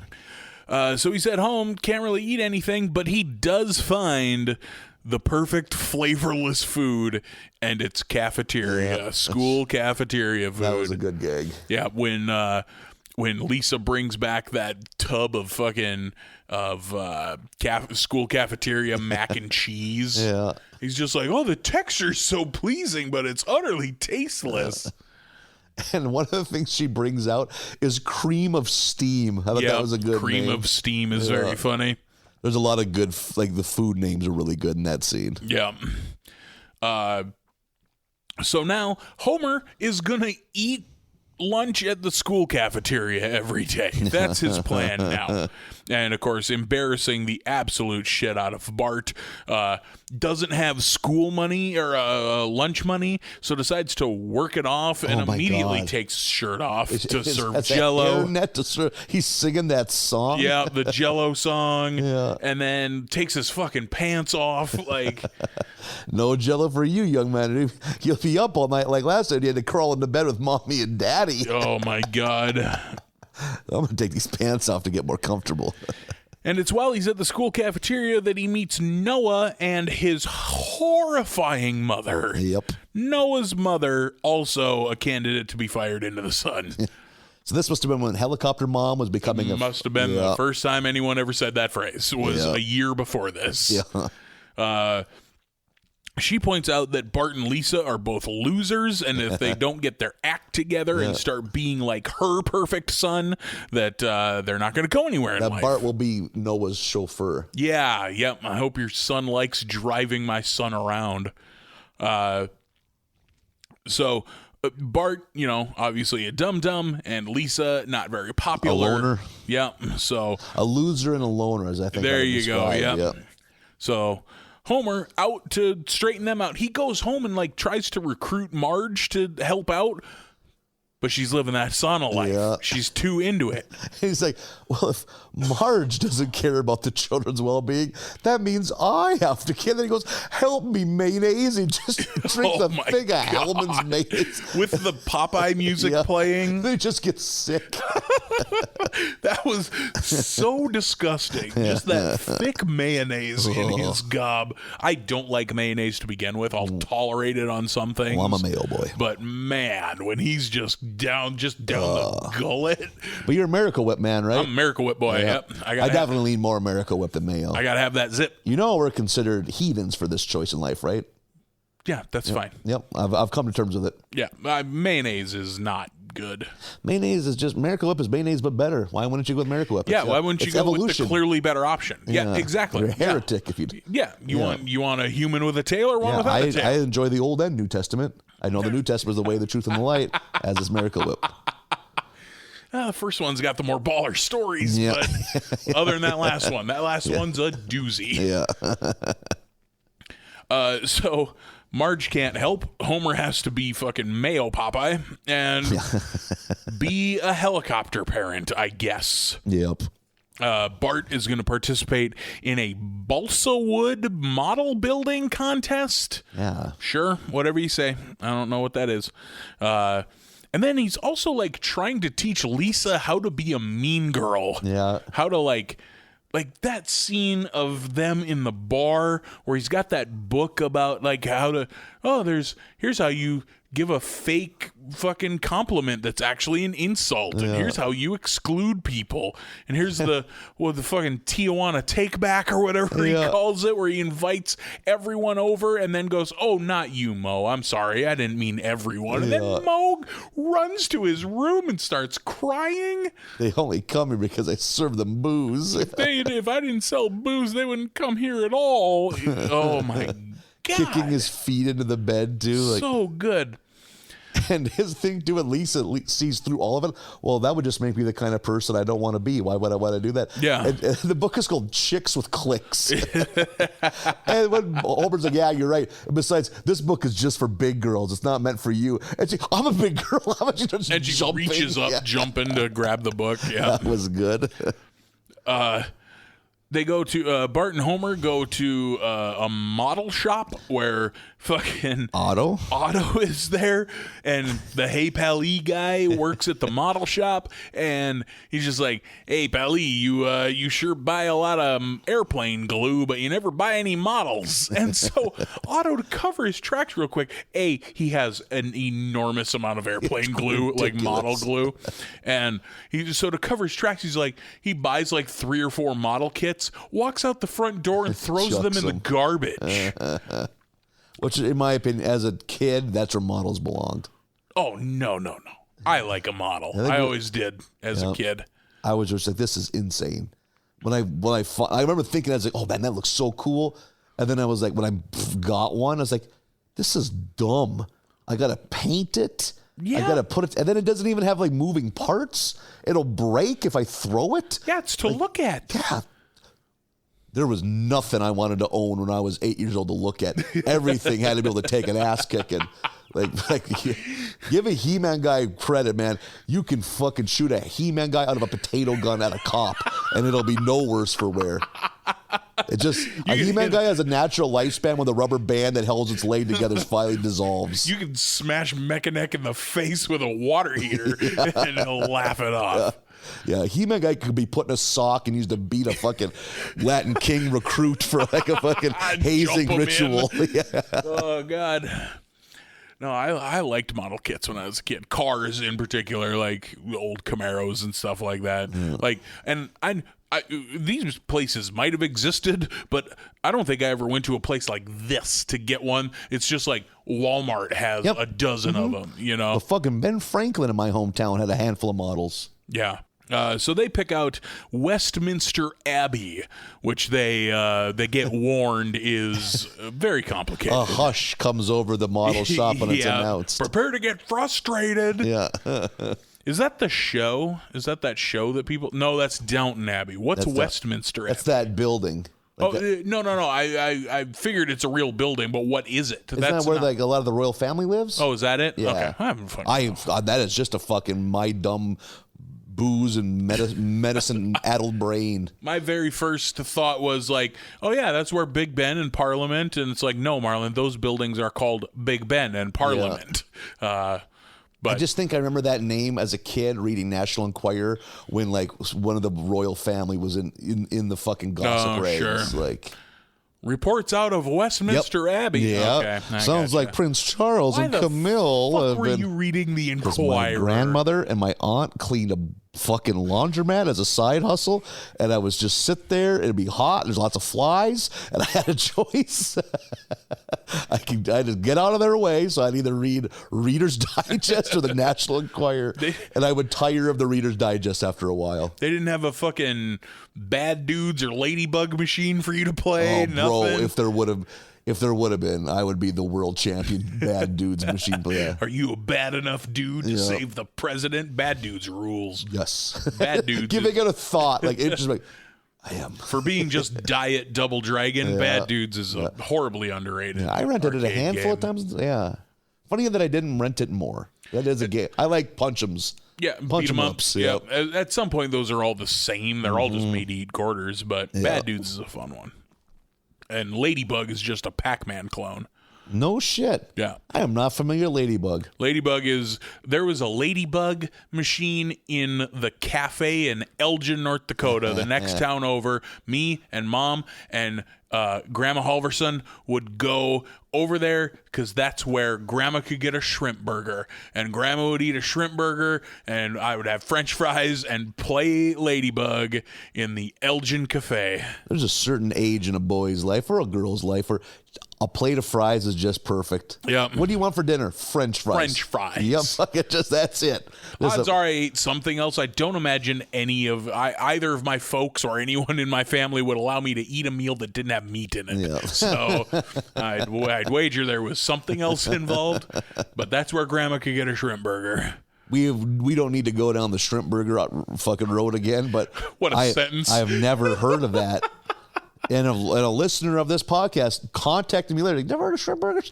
Really? Yeah. Somebody got a hold of you like, what? Yeah, like, really? Never heard of small town cafe? I'm like, no. Oh, yeah. And I am one that will look at a menu for any oddball shit. Never once noticed a shrimp burger and some breaded mushrooms. That's my small town cafe go-to. Nope, I was unaware that such a thing existed. Let's get you shrimped up. You know me, Shrimp Boy 69. Yeah. That's my fucking what? MSN Messenger name.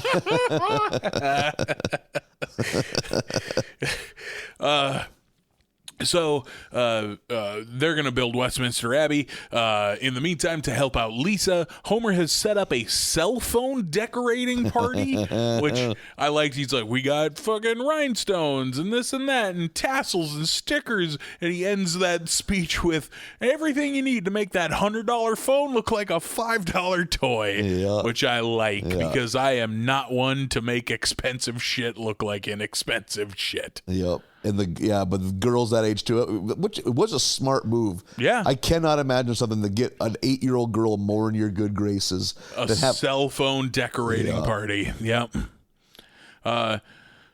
So Bart starts to build the model, and he's doing good, but then Homer butts in, and Homer's going to just do it for him, which, from what I understand, is the helicopter parent thing to do. He, of course, wrecks it.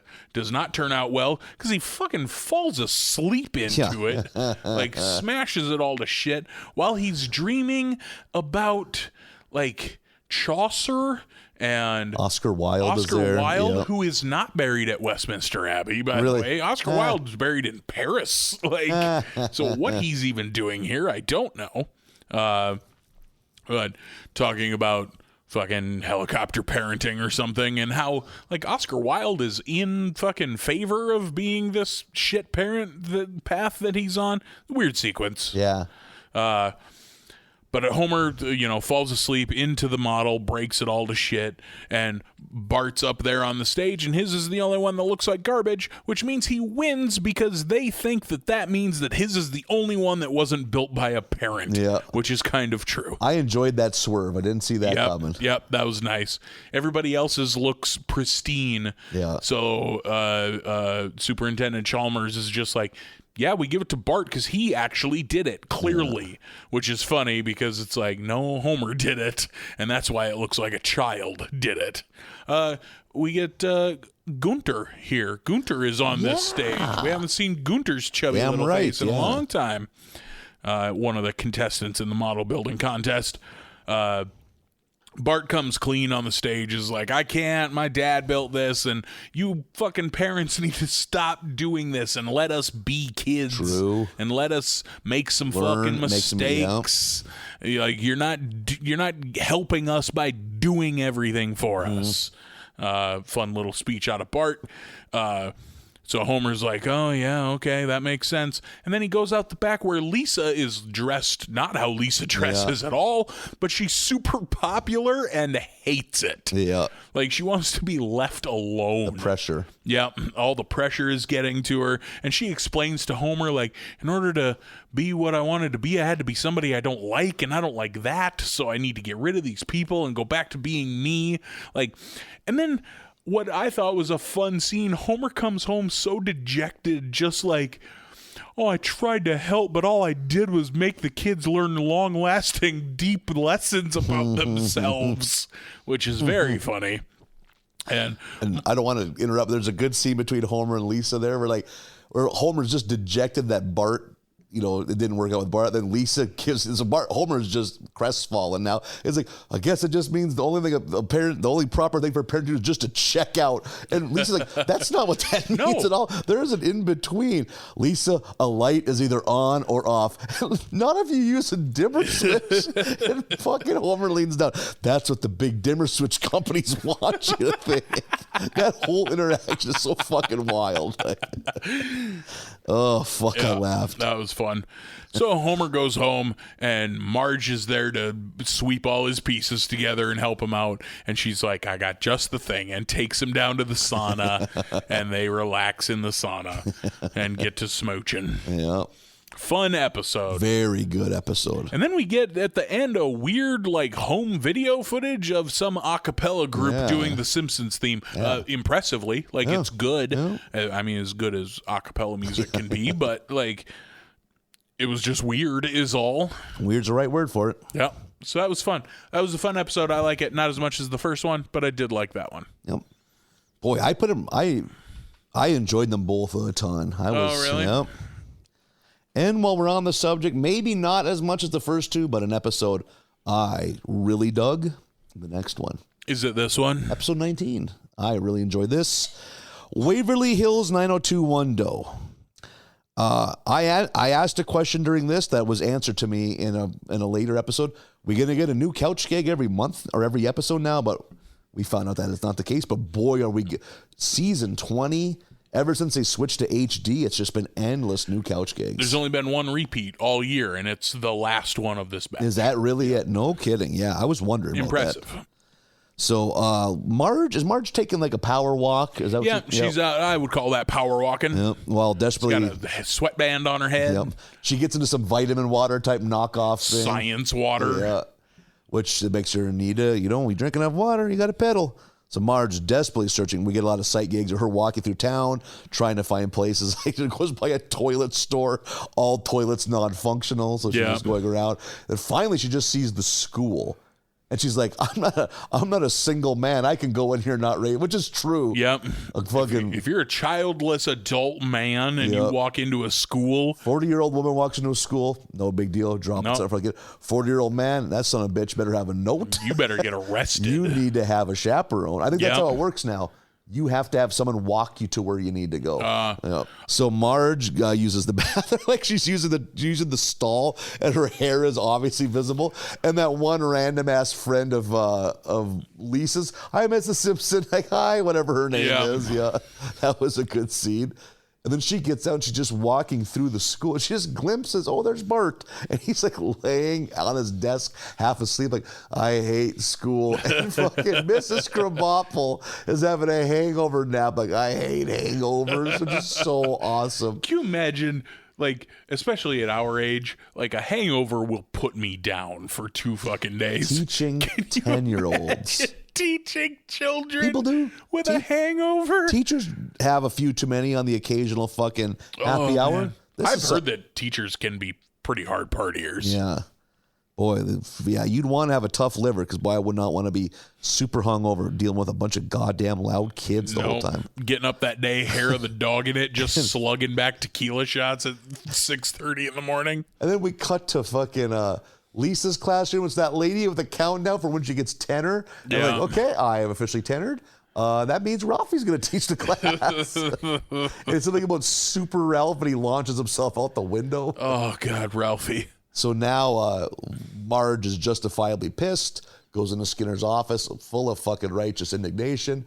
And fucking Skinner just, things are tough all over. Can it's just you and a drink? He has like a little wet bar. Yeah. Like multiple, like a scotch liquor and cart. gin. Yeah, like fucking Mad Men. He's just got himself a big drink. A too big drink. Yeah. Yep. And Marge is now furious and goes back home. They're at the kitchen table sharing the news. And fucking, I laugh too. And like his lease is like, yeah, this school sucks. I am sick of it. And she makes a comment where it's like, I want to go to a school where the teachers don't have to moonlight as telemarketers. And it cuts to a telemarketing office, and fucking Mrs. Krabappel's like, I know you love the sounds of Air Supply. Did you know that there's limited time offer? 50 of Air Supply's greatest hits are now available on compact discs. On 4 compact discs. Yeah. Yep. Jesus, like you see the music teacher, all the teachers are there fucking having to pick up side gigs. During that spell when she rattles off all these things that other schools have that hers doesn't, like that is the last thing she says, but in that list she says one that I wrote down, which is some schools' auditorium and gymnasiums are 2 different rooms, which I laughed real hard at, because if I was ever in a school where that was the truth, it would blow my mind when I was young. Ours did. Had a fucking auditorium that wasn't just the gym. Yep. Unbelievable. And someone told me an interesting, I don't know if this is just small town gossip, it was all built in the late 80s, early 90s. The guy that spearheaded it was like the decades long superintendent. And so he came with like all these like plans. Oh yeah, we're gonna have this real nice auditorium, which is named after him. And he's like, this Funny and how that works. And finally, like, well, where are we gonna get all the funding for that? Oh, don't worry, we got the money. So they had all the money. So like, okay, but someone's like, where did the money come from? I think they figured he was just like taking a little every year for years. Saving. It's like, hey, where's the money at? Like, we need, why? How come we had to short this thing? You never know. Things are tough. Meanwhile, it's because he took money and set it aside for this fairly kick-ass auditorium. That's amazing. Right? Yeah. Good for him. See, that's bottom has a fucking auditorium it probably doesn't deserve. Yeah. Looking back, it was really nice. Like a fucking decent sized movie theater with a big stage, We fucked up. We had to fuck up gym class for weeks at a time because we built the stage in the gym for the fucking school play. Yep. Oh yeah, like our grade school, the gym had a stage. That's where every lyceum was held in the fucking gym. Now I think about it, almost 75% of our lyceums were still in the gym. Oh, good. So you had this auditorium that you didn't use. Made no sense. Yeah. Looking back, what the fuck? Yeah. The decisions when and when not to use. Like we would go in there though to vote for class president and shit. Like. What? Why? We could do that in the hall. You don't even have to march all the way down there. Yeah. Unreal. Yeah. Do you remember, did you guys ever have lyceums that would come to your school that were vaguely Christian based? So your parents would have to sign off on it?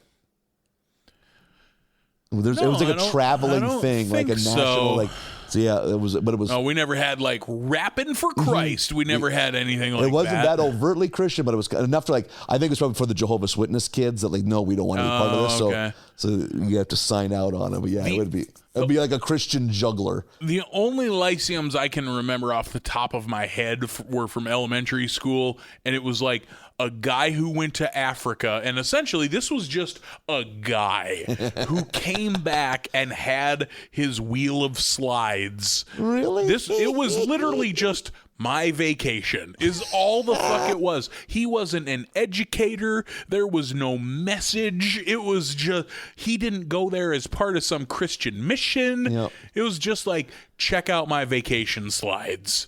And the other one, and this one I think happened a handful of times, was the fucking highway patrolman there to preach seatbelts and motorcycle helmets, and there to just show you the most horrifying photos you've ever seen. See, I don't think we had the shock and awe one of those. I remember at one time putting the drunk goggles on. Oh, this is what it's like when you're impaired. You don't want to drive this way. I don't ever remember seeing like the ministry still shot CD fucking liner fucking photos. Yeah, the fucking Entombed AD album covers. Yeah. Of some fucking motorcyclist ripped in half. Yeah. Like, asshole to eyeballs. You know? See, that's what we got. We never got the fun drunk goggles. Yeah. We got the opposite of what you did. And I believe this has been mentioned on here, but one time, and I will remember this till they put me in the fucking ground. I think I was in the 4th or 5th grade. A man came to the auditorium, and there must have been some miscommunication. He must have thought he was talking to 18-year-old juvenile delinquents, and he had been to fucking federal prison, and he gave us a no-holds-barred look at how you survive. He's like, he was a little short, squatty man. He went there for white-collar crime, and he learned, unless he wanted to get Eiffel Tower to death, he would have to figure a way out. And he basically explained the weapons he made, and he used the phrase keystering multiple times, how to keister in contraband. I will always remember his weapon was a can that he filled with battery acid that he kept on a string, and he had it set up so if he spun it around his head, battery acid flew in every direction. He's like, if shit hit the fan, I just want to spin that above my head, and that way no one would come near me. And I'm like, seems like bullshit. It's like, there's no way. Brother, if you were there and you looked at that guy, there was nothing in that man's eyes that said he hasn't been to prison. How did you get, he had the battery acid in prison? Come on. He sucked the cock of a dude that worked in the goddamn fucking motor pools. A correctional officer? Yeah. That guy, I guarantee that guy did some very smart preemptive dick sucking. Because if you're you don't want to get used as a fucking sex slave, you got to figure out. That man looks like a walking fuck toy. I could pick that out when I was 9 years old. That guy got no muscle mass. He went for fraud. The tale he wove, you could have heard a pin drop at any time. Like he would just the story, because one thing, after the money was so good I couldn't get away from it. Just the risks we took kept compounding, that finally the house of cards collapsed, and then it's like, oh, I probably will only go to a local regional facility. No, they wanted to make an example of all of us, and that's when I found out what federal prison is like.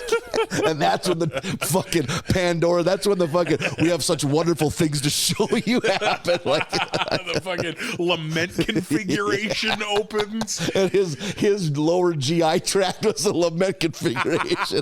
And it was a battle for him not to get flipped inside out. Angels to some, demons to others. Yeah, but they're all demons at the Wisconsin Federal Penitentiary.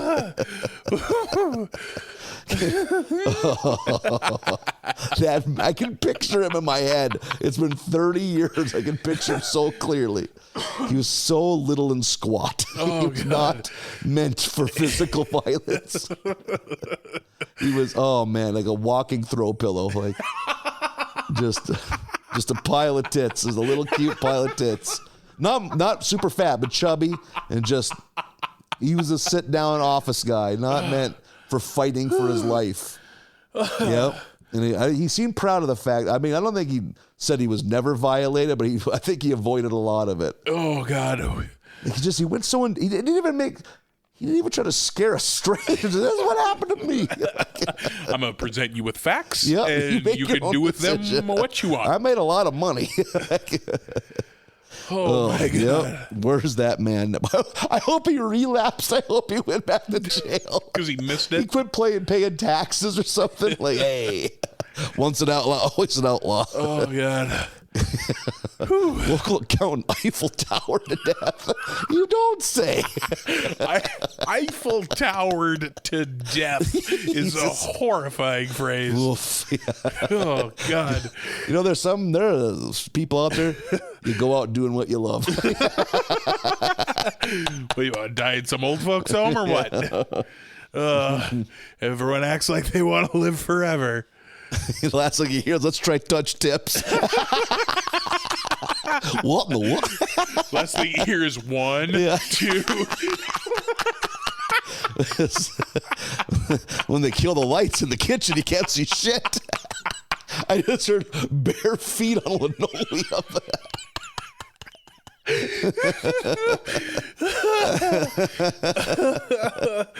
Everything went black. Wink, wink.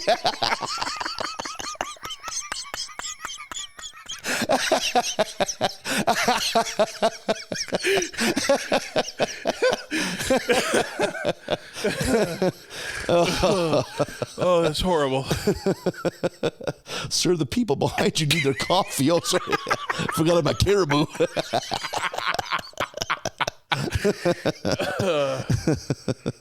This man has a tale to tell. He needs to share it. And he did with children. Yeah, someone got an ass chewing, I bet. Like, what? This? Nope. Who booked this? Yeah. I gave you a second chance after Rapping for Christ, and this is what you come back with. I think we fucking bullied a magician hard enough that it was canceled. You want to get some teachers pissed at you? They got to come out on stage and tell you the magician's back in his van because 5 of you pieces of shit teased them so much you didn't even get a chance to get on stage. That for sure happened. The details are fuzzy, but those teachers were so goddamn mad. I guarantee that magician was pants. Yep. I remember seeing him in the hallway by the auditorium very angry and his fucking van was running, so... Oh, God. Shout out to that guy if he's listening. Children pantsing a grown man, bullying him out of his job. Yeah. I don't give a shit. Keep the check. I don't want this. Like, think about you. If you would walk away from a gig if kids were attempting to pull your pants down. I could drive all the way to fucking Tappan and get bullied by children and be like, I don't fucking need this. Nope, keep your money. Yeah, but the indignity of having to load your cart up with all your fucking goddamn fucking carrot top fucking accoutrements, your trunk full of horse shit with your never-ending scarves, billowing white shirt. I do remember that part of it too. Oh yeah, yeah. Whew. Show business is hard. Showbiz, baby. Yeah. So now the plan is that they know of a place, it's a neighborhood in Springfield called Waverly Hills. Yeah. And that's it's Beverly Hills is what it is. It's the Gucci neighborhood, and the scheme is, let's get an apartment there, a cheap apartment. Yeah. We'll have a fucking address, and then we can say our kids live there with Homer, and they can go to school there. That's what they do. And Homer goes and checks out apartments. It's just like the worst apartment. This isn't bad enough. He just keeps going down the list. And finally, there was like, where's the bathroom? It's at the Thai restaurant down the block. Yeah, at the end of this it's block. So good. It's so narrow that his Murphy bed can't fold out all the way. It's like at a 45-degree angle. And later on, he's lying on that bed talking to Marge on the phone. It's like, well, I don't want to live. It's like, well, you just have to live there until Bart finishes school. It's like, that could be 20 or 30 years. He's all sad. And the bed slowly starts climbing back into the wall and he falls. But it's like, where am I? He's in some other dimension, apparently. Murphy beds, just a thing on television. Never seen one in real life. I've seen 2. Yeah. You get in downtown areas. They're actually, I think, for a hot minute, they might still be. They became trendy again. If you had a downtown condo, like an efficiency condo, often you'll still see it. If you look at high-end efficiencies in Minneapolis, there's Murphy beds. Boy, they'll fucking really jazz up poverty, right? won't they? Yeah. No, Murphy bed is cool now. It's not a fucking lean-to. It's a tiny home. Fun. Fucking suck the whole dick, you assholes. Yeah. Give people a wage they can survive on. Yeah, but just the little houses are cute. The best is the people are selling their giant houses to buy little houses, and meanwhile, people can't. 75% of the world can't afford any of these houses, little or big. Yeah, little or big. Yeah. Oh, if you call it a trailer house, it's trashy, but a tiny house on a trailer is cute. Everything's smaller. Everything's so chic. Yeah. Set everything on fire. Burn it all down. Hard reset. Hold the power button in 5 seconds. Take out the Nintendo cartridge and blow in it. And see if that fixes it. We need that.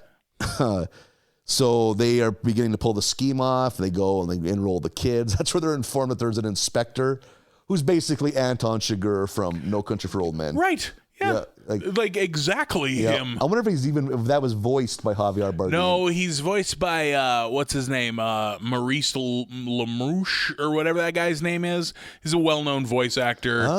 This like not the first time we've seen him on The Simpsons, but I know him as the voice of the Brain on Pinky and the Brain. Oh, interesting. Okay. He went on to voice a ton of people on Futurama. But yeah, he's just doing a Javier Bardem impression. Steely-eyed, glassy-eyed Anton Chigurh. Like, oh, well, that's off-putting, but hey, he even has the captive bolt with the air tank. Like calmly walking around with that. Yeah. What's a captive bolt? That's what that's called? Yeah. Why captive? Because it doesn't fly out when you hit it. Oh, interesting. It stays in the thing. It's only about 5 inches long, 4 inches long. That's funny that there's enough pressure there to puncture a skull. Oh, yeah. Really? Well, it doesn't always have to either. It can just knock. It doesn't have to puncture. Oh, I thought it was to kill. No. So what the fuck? You just knocking cows out because they give you a hard time? No. We tried to box it and kick the shit out of us. You knock them with the knocker is what that's colloquially known as. Shit. Knock them, and then they fall down and are unconscious, and you fucking open the throat up. You just fucking get your knife in there and...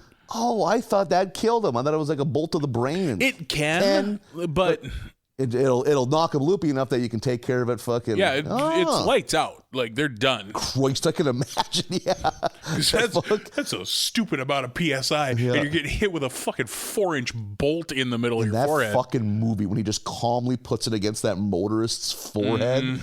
Jesus, that's fucking off-putting. Yeah. Like, the guy's like, "Hey, what are you up to there, pal?" You know, fucking Jesus. That movie's fucking good. Yeah, that is.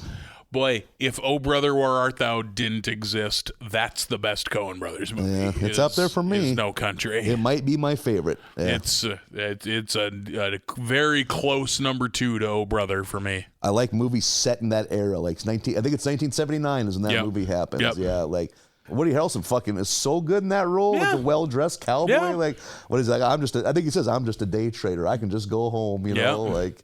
And fucking Javier Bardem playing the goddamn devil. Yeah, you know? Like with the dumbest haircut. Yeah. Like, there's no way that character was written on paper. Like, that had to have been somebody being like, try doing this. Try doing this bad voice, and let's get you a really shitty haircut. I own a copy of that book. I wonder how he's described in the book. Oh, didn't know it was a book. Yeah, Larry McMurtry, I think is or Cormac McCarthy. Oh, yes. The road guy. Yep, the road guy. Yep. That was like, I don't often care about the Oscars, but I did that year because I had a huge emotional investment in that movie because I love that movie. And then that was also the year that There Will Be Blood came out, and it was those two. No, and you mean No Country? Yeah, me too. No Country and There Will Be Blood were the two, and it was like, oh, which one's gonna win?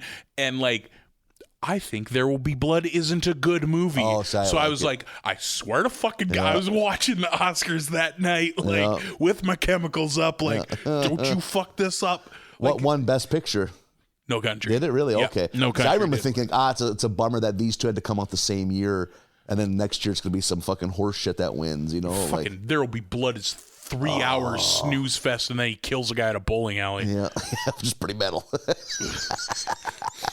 Is it a long, roundabout way to get there, but a movie that ends with a bowling alley homicide? Another good band name. Another good band name. Shit. That movie sucks. I don't like that movie. I like that. Yep. I remember watching it. Maybe I should revisit it because maybe I was just a little hot as far as like, you're not No Country for Old Men. Crossing your arms, kicking your legs. You don't have Javier Bardem in you at all. Which I hope is something that Javier Bardem's wife sometimes says to the ex-fucking girlfriends.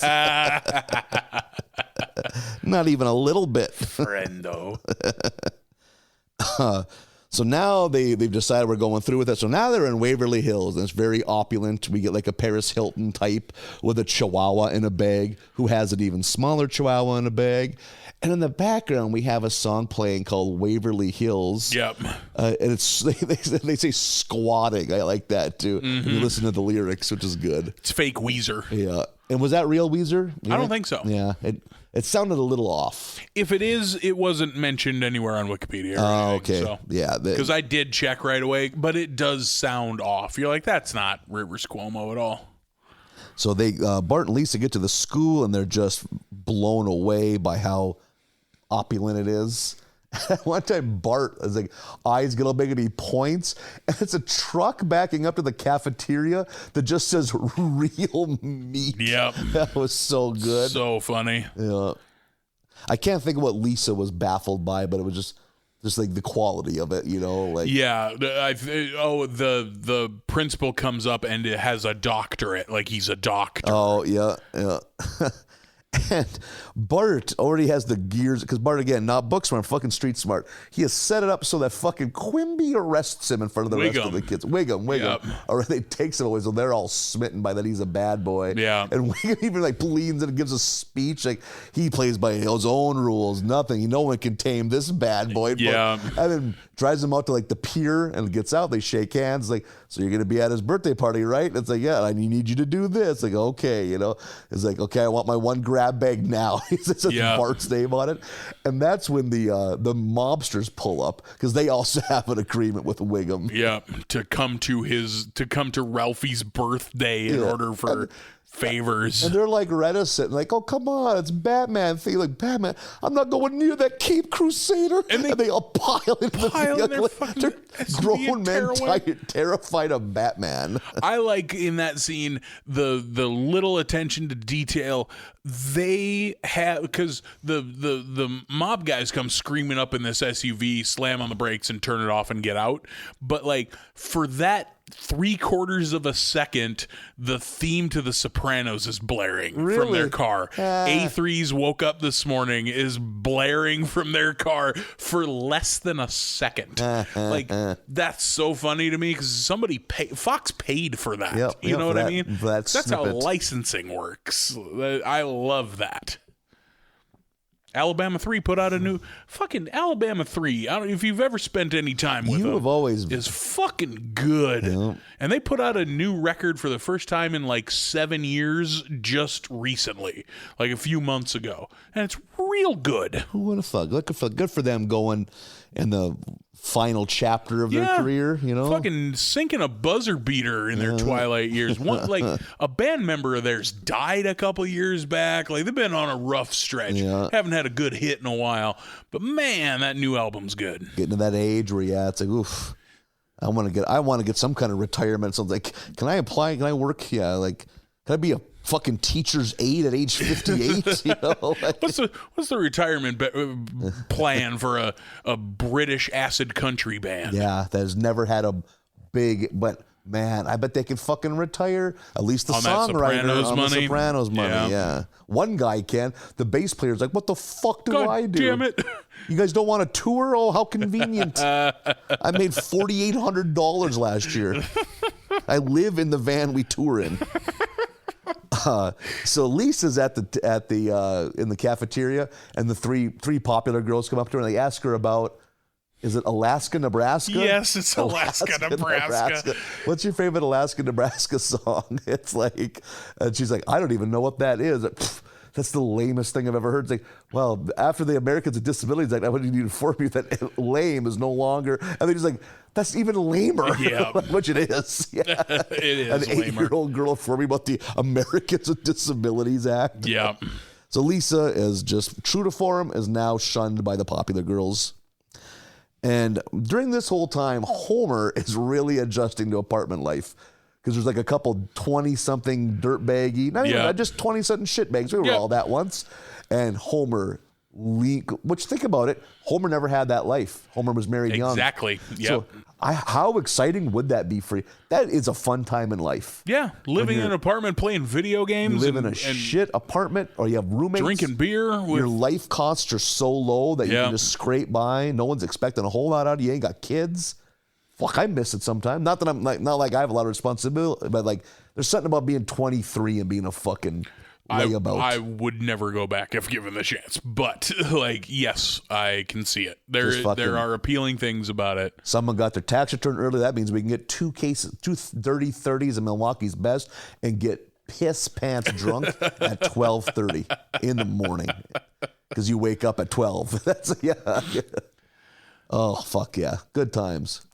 Like legit play video games for 10 hours if it's going good. Yeah. Oh fuck, I guess this is the day, huh? Like, I guess this is what we're doing. I'm not going to show up. I'm just going to work at a different pizza place next week, I guess. Like, pass me that bottle of ice hole. Let's make a fucking Monday out of it. Drinking whatever poisons around because that's what. Oh fuck, that's free. Well then I will drink all of it. Yeah. That's how that will. Oh god. This is my new favorite drink. Fucking vermouth. Why not? Yeah. Like, yeah. This is my new favorite because it's free. Give me a Phillips gin. Give me a nice Malibu and milk. Let's take it down. God. Yeah, drinking schnapps when the sun's out. Because the curtains have been ripped off the window months prior. So just sitting in the sun playing fucking GameCube, sweating and drinking room temp schnapps, you know, like, by yourself. Passing it with one of you four has mono and just fuck it. Playing Guitar Hero with a fucking diaper rash. Yeah, I should shower. Yeah, it ain't good. Because not no way to live. So Bart, it's part of his plan. I don't know if it's so much him being nice, but just part of his plan. He can't have a weak link sister, so he plants the seed with the popular girls that Lisa's actually Alaska, Nebraska's best friend. I fucking love Alaska, Nebraska. That's such a fucking funny name. Yep. For their fake Hannah Montana. Yeah, it took me. It's like my first. Right? Was that like? Are they trying to make fun of some indie band? I was like, oh no, you're adults. It took me a minute too. Yeah, because I wasn't around for Hannah Montana. I didn't know Miley until she started getting risque. Yeah, Party in the USA is a catchy song. Oh yeah, I got no beef with Miley. Yeah. Actually, oh yeah, I like her version of that one Metallica song. She did. And like people talk about her having a great voice and what she maybe does, but like she has like a lower octave voice. Like she doesn't have that can soar for the heights like Mariah Carey. She's got a fun like raspy, throaty voice. Probably does a good cover of Black Velvet. Yeah, I could see her doing Black Velvet or Betty Davis Eyes. Yeah, good call on that. That's a fucking good song. So Lisa's now a popular girl, and Marge went to visit Homer, and there is such a fucking wholesome scene of her finally stopping in, looking at how he's living. And then they go to that party and he's like hitting on her. That was like legit heartwarming. This is an adorable section of this. Hitting on Marge like he doesn't know her and brings her back to his place. It's so fucking wholesome. And then she's like crashing at that apartment now, you know? And a quick fucking thing, so I don't forget the fact that there's a fancier version of Ralphie at the fancy school. Yep. He speaks Latin, I think. Yep. Yeah. There's a French. There's a Waverly Hills Ralphie. Oh my god. Kid just has a slightly different haircut, maybe slightly bigger. Yeah. Same face though. Yep. Immediately identifiable as Ralphie. Yep. So good. And then the inspector does show up eventually. Yep. And they quickly. Oh, I'm sorry, but to backtrack. Homer comes back to the apartment and Marge has Margified it, and he's furious because he's living the fucking life he never had. Now it looks like an apartment would look like if your mom lived there. Everything's tidy. What he had before that was a television and an Xbox on a milk crate across from an inflatable chair. I forgot about inflatable chairs. God. That's a certain time of your life. I never had an inflatable chair. I remember, oh fuck, I did not have the build for inflatable furniture, but I remember them. I remember seeing them at places, always deflated. Yeah. Never gonna, what kind of lifespan is a fucking inflatable chair? When's the last time you sat on anything inflatable that stayed inflated? Right? Yeah. But so in the middle of that argument, that's when the Antoine Chigurh knockoff comes, and they panic and they just fucking dump a bunch of kids' toys out. Marge just haphazardly throws spaghetti against the wall, and he walks in. Oh no, he does. He fucking does the fucking knocks the bolt, the lock out. Fucking hits Homer in the fucking head with it, and just calmly walks around and looks at like, what is it? Poorly assembled Lego statue. He's just like okay. And then there was something else he looks at. It's like, children live here. Have a good day. He fucking, and just like the tension, like, oh fuck. Yeah. Like, and I think there's a friendo joke. I think too. Homer says it. Yeah. And he's like, I'm not your friendo. That's what it is. Yeah. Homer thinks they're buds. So eventually the popular girls kind of twist Lisa's arm Because it's like this Alaska, Nebraska sold out. You could get his tickets. Well, just because I'm a best friend, like I can't make him build more seats. Huh? Give me backstage passes. So Lisa, loving the taste of popularity, goes to Alaska, Nebraska's fucking dressing room and has that talk with her, and she just fucking lays it. No, I'm not gonna be like. I don't owe you that. Yep. Yeah. I was like, did you know that was all lip sync? It's played on a cassette tape. I love that Lisa comes in like the squeaky voice teen wheels in. Here's your purified water and fried chicken skins. I love that that's the order. Yeah. And then when she opens the top and it's Lisa covered in fried chicken skins, and just Alaska, Nebraska flatly just goes, I just wish someday that fans would stop sneaking in my food. Yeah. Like, God, what a poor life pop stars live. Yeah. Oh God, that's funny. Voiced by Elliot Page. Oh, interesting. Formerly Ellen Page. Yeah. Credited as Ellen Page back then. Oh, interesting. I knew it had to have been someone famous. Kind of a weird choice, I think. Yeah, like, right? Like have Paige do a fucking Christina big Aguilera. Or yeah. Even if you don't go that route, like don't burn Elliot Page on a fucking on a nothing roll. Yeah. If you got fucking Elliot Page, swing for the fences. So that is a good. And then she goes out, and like all the popular girls are waiting, and I think does she kind of reveal the truth? It's like, I'm sorry, I built our friendship on a lie, but you only really cared about the lie. So in the end, and it's just like they're like, we're gonna kill you. I try like yep. They don't forgive at all. They get mad. So they tear around the town. Lisa goes and hides and comes out wearing what she thought was a costume. And like, those are last year's shoes. Kill her. And then the hat comes off. It's Lisa too. Kill her twice. Yep. So that's the running from. She's running, and eventually she just gets away. I don't think there's any big plot point. She just eventually escapes.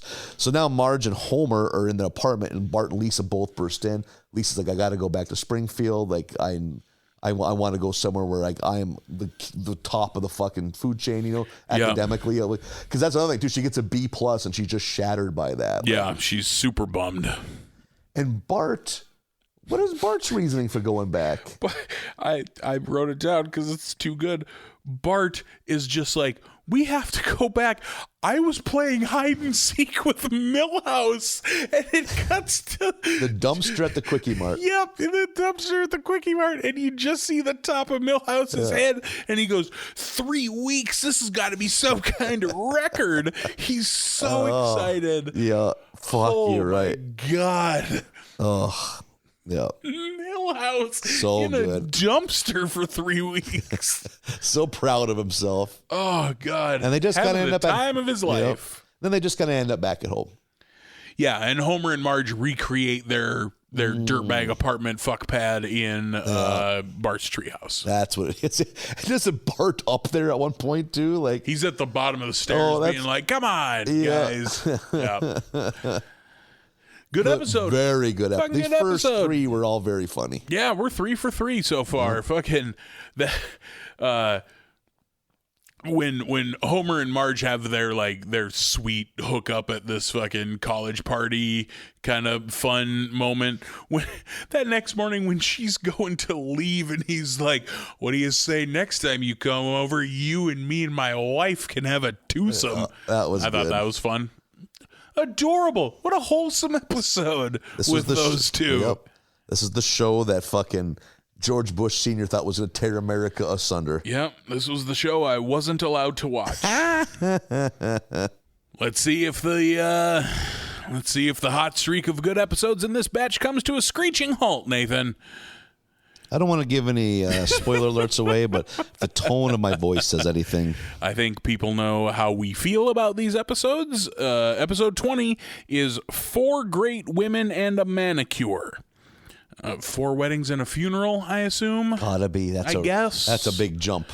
Anytime I hear 4 weddings and a funeral, this is how this goes. I hear or read or see, the phrase 4 weddings and a funeral hits me, and I go, ooh, cool, I like that. But then I have to stop and be like, wait, no, and like Rolodex through my brain and be like, oh no, it's Death at a Funeral that I like. That's the one I like. I've never seen Four Weddings and a Funeral. It's like Neither a have I. mid-90s movie. Yeah, never seen it. Death at a Funeral is outstanding. Yeah, I've never seen the remake. I've seen the British one. I've never seen the remake either. Just the British one with Alan Tudyk standing in the yard for most of it. Yeah, that's a good movie. John Cleese in that? Oh God, is he? I might be wrong on that. Peter Dinklage is. Yep. I like Peter Dinklage. Anyway, Marge and Lisa out here getting mani-pedis. You ever have a mani-pedi? Never have. I've never had a mani, but I've had pedis. Feet. Your feet. My feet could use one. Fucking treat yourself. Yep. Fucking go get a pedicure. Get a good foot bath and a foot massage and a rub down. Get them toe cuticles, them fucking toe cuties all pressed back where they need to be. Oof. Get a nice trim. My piglet toe, the little baby boy. Yep. That nail is getting so short. The cuticle war I'm losing. That nail is 1/8 of an inch long. Yeah, I'm the same way. My the nail on my pinky toe is like when I trim it, what is left is always smaller than what is trimmed. Like I may as well not have one. There's a point in my life, probably the boozing. I was so unhealthy. Besides the big toenail, I could pretty much tear the other toenails off. I didn't have to clip them. Jesus. I could just do it right because they'd be long enough. I'd be able to make a crease and just peel them right off. That's disgusting. That's troublesome. Hard out there, man. My pinky toes shaped like a fucking light bulb. Really? Just narrow at the knuckle and just bulbous.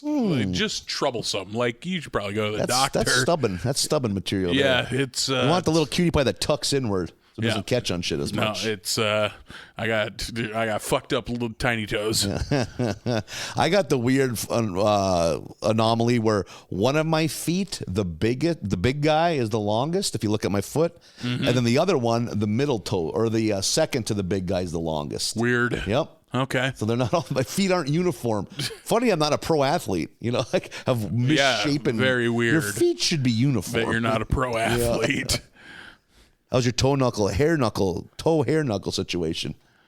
Just a fuzz, just a peach fuzz. I got some darkies. I ain't got hairy toes. Some distinguished toe I'm sorry, knuckles. some what? Yeah, oh boy, yeah. Let's you also edit got that. black hair, so I have blonde hair. So like none of my body hair is super distinct. Yeah, which I think it helps when you go gray. It's not as noticeable when a blonde guy goes gray. Yeah, it's the same. Like the hair on my arms, pretty hard to notice. Yeah, because all the bleaching. Vain. I shave one and bleach the other just to see if people notice. Yeah, they never do. So Marge and Lisa getting mani-pedis and talking about Lisa kind of kickstarts this by being like. Do we have to worry about, women looking beautiful? Can't they just be like strong or smart? And this kicks off a fucking story anthology episode of The Simpsons, our favorites. Boy, if we had a soundboard, this would be the perfect sad trombone moment. Yeah, or the losing music on Price is Right.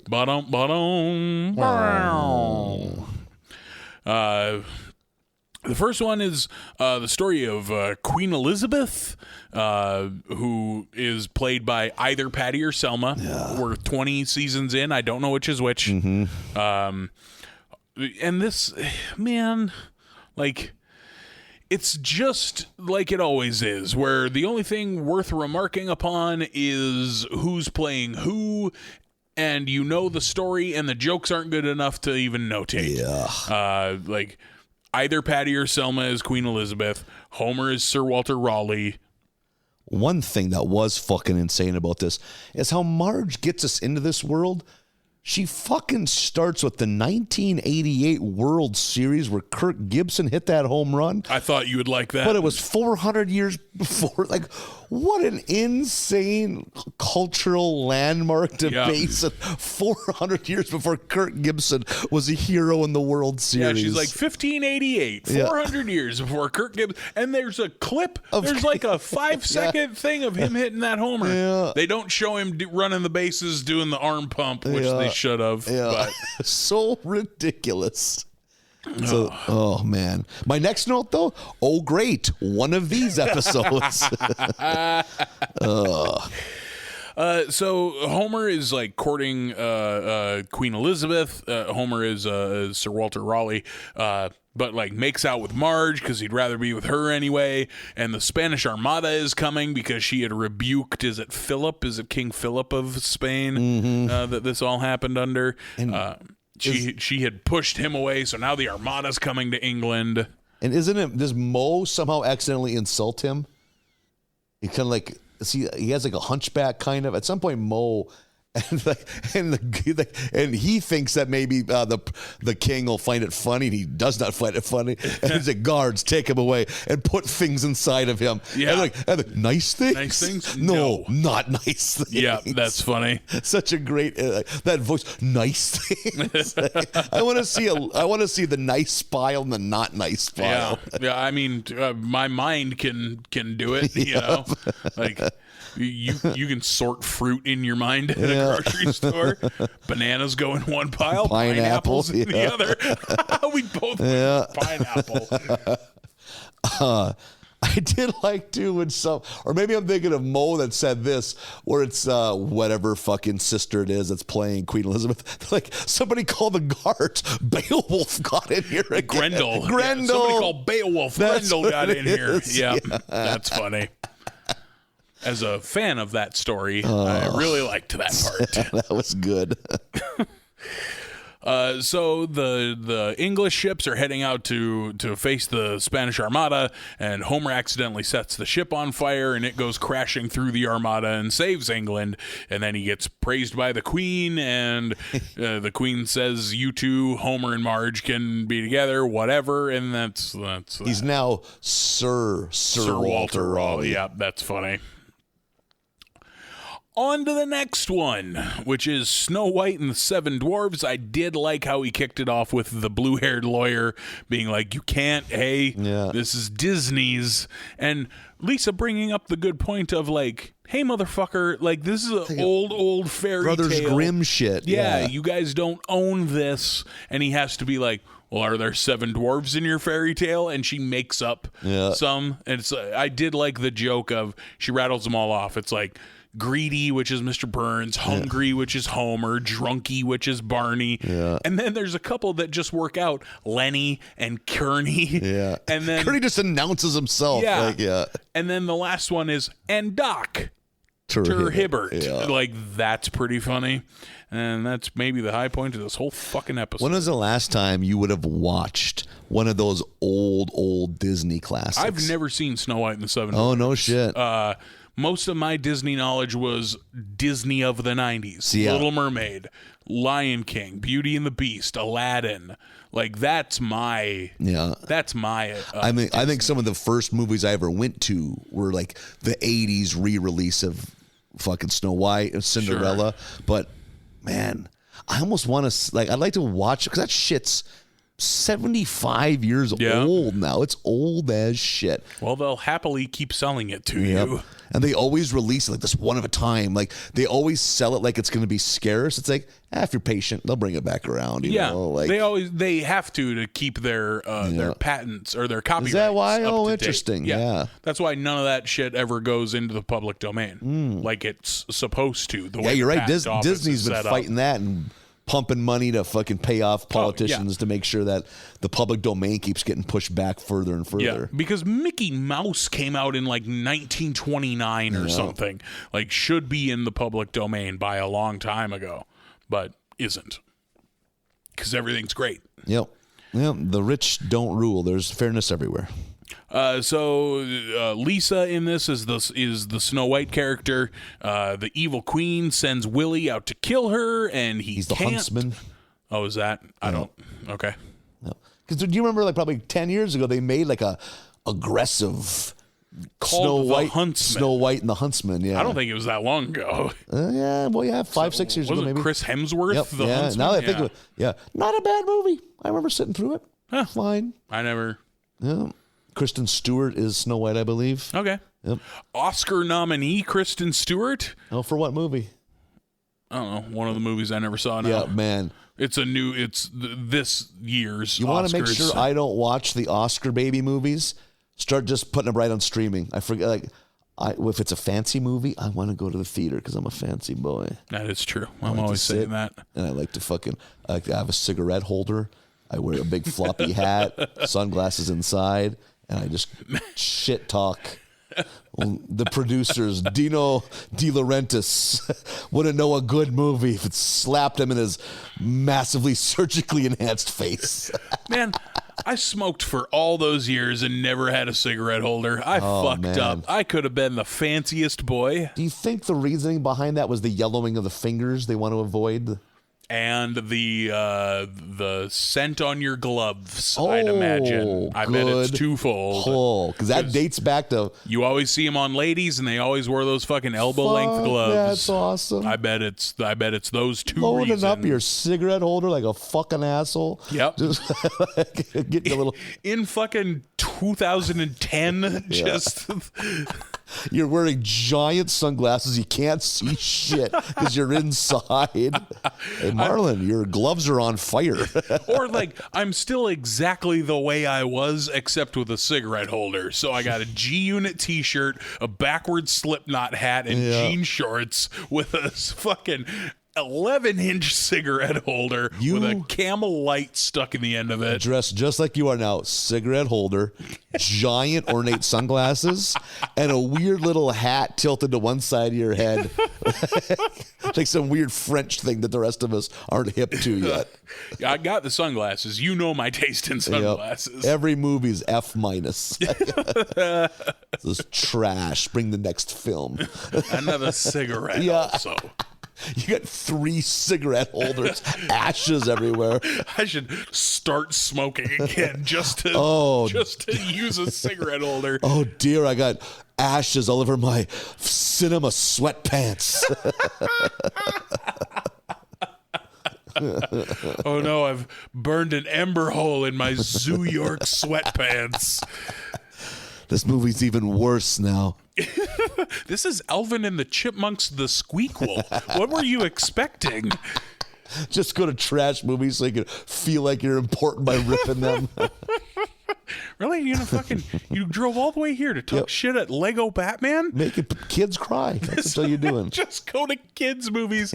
Really? Sing 2 is where you're going to open up like this? Just berating the children around you for clapping along. Oh, this is what you like, is it? Sir, you can't smoke in here. This is derivative Drek. Your parents owe you an apology. These actors are only in it for a paycheck. They're putting voice actors out of business, honey. Kind of morphing into an old woman. Please give me some of your goobers. I ate all my goobers on the walk to the theater. The hallway's longer than you think. I think you got 2 packs. Yes, I got 2 packs.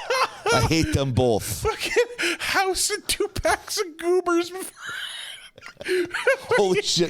Witnessing that, like, did I catch that right? Did that guy eat 2 fucking movie theater sized boxes of goobers? They're chewy.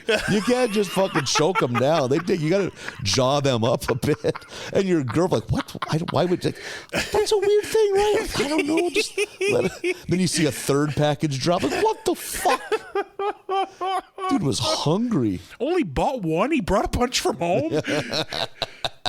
Man, I've ate an alarming amount of popcorn before a credit rolls.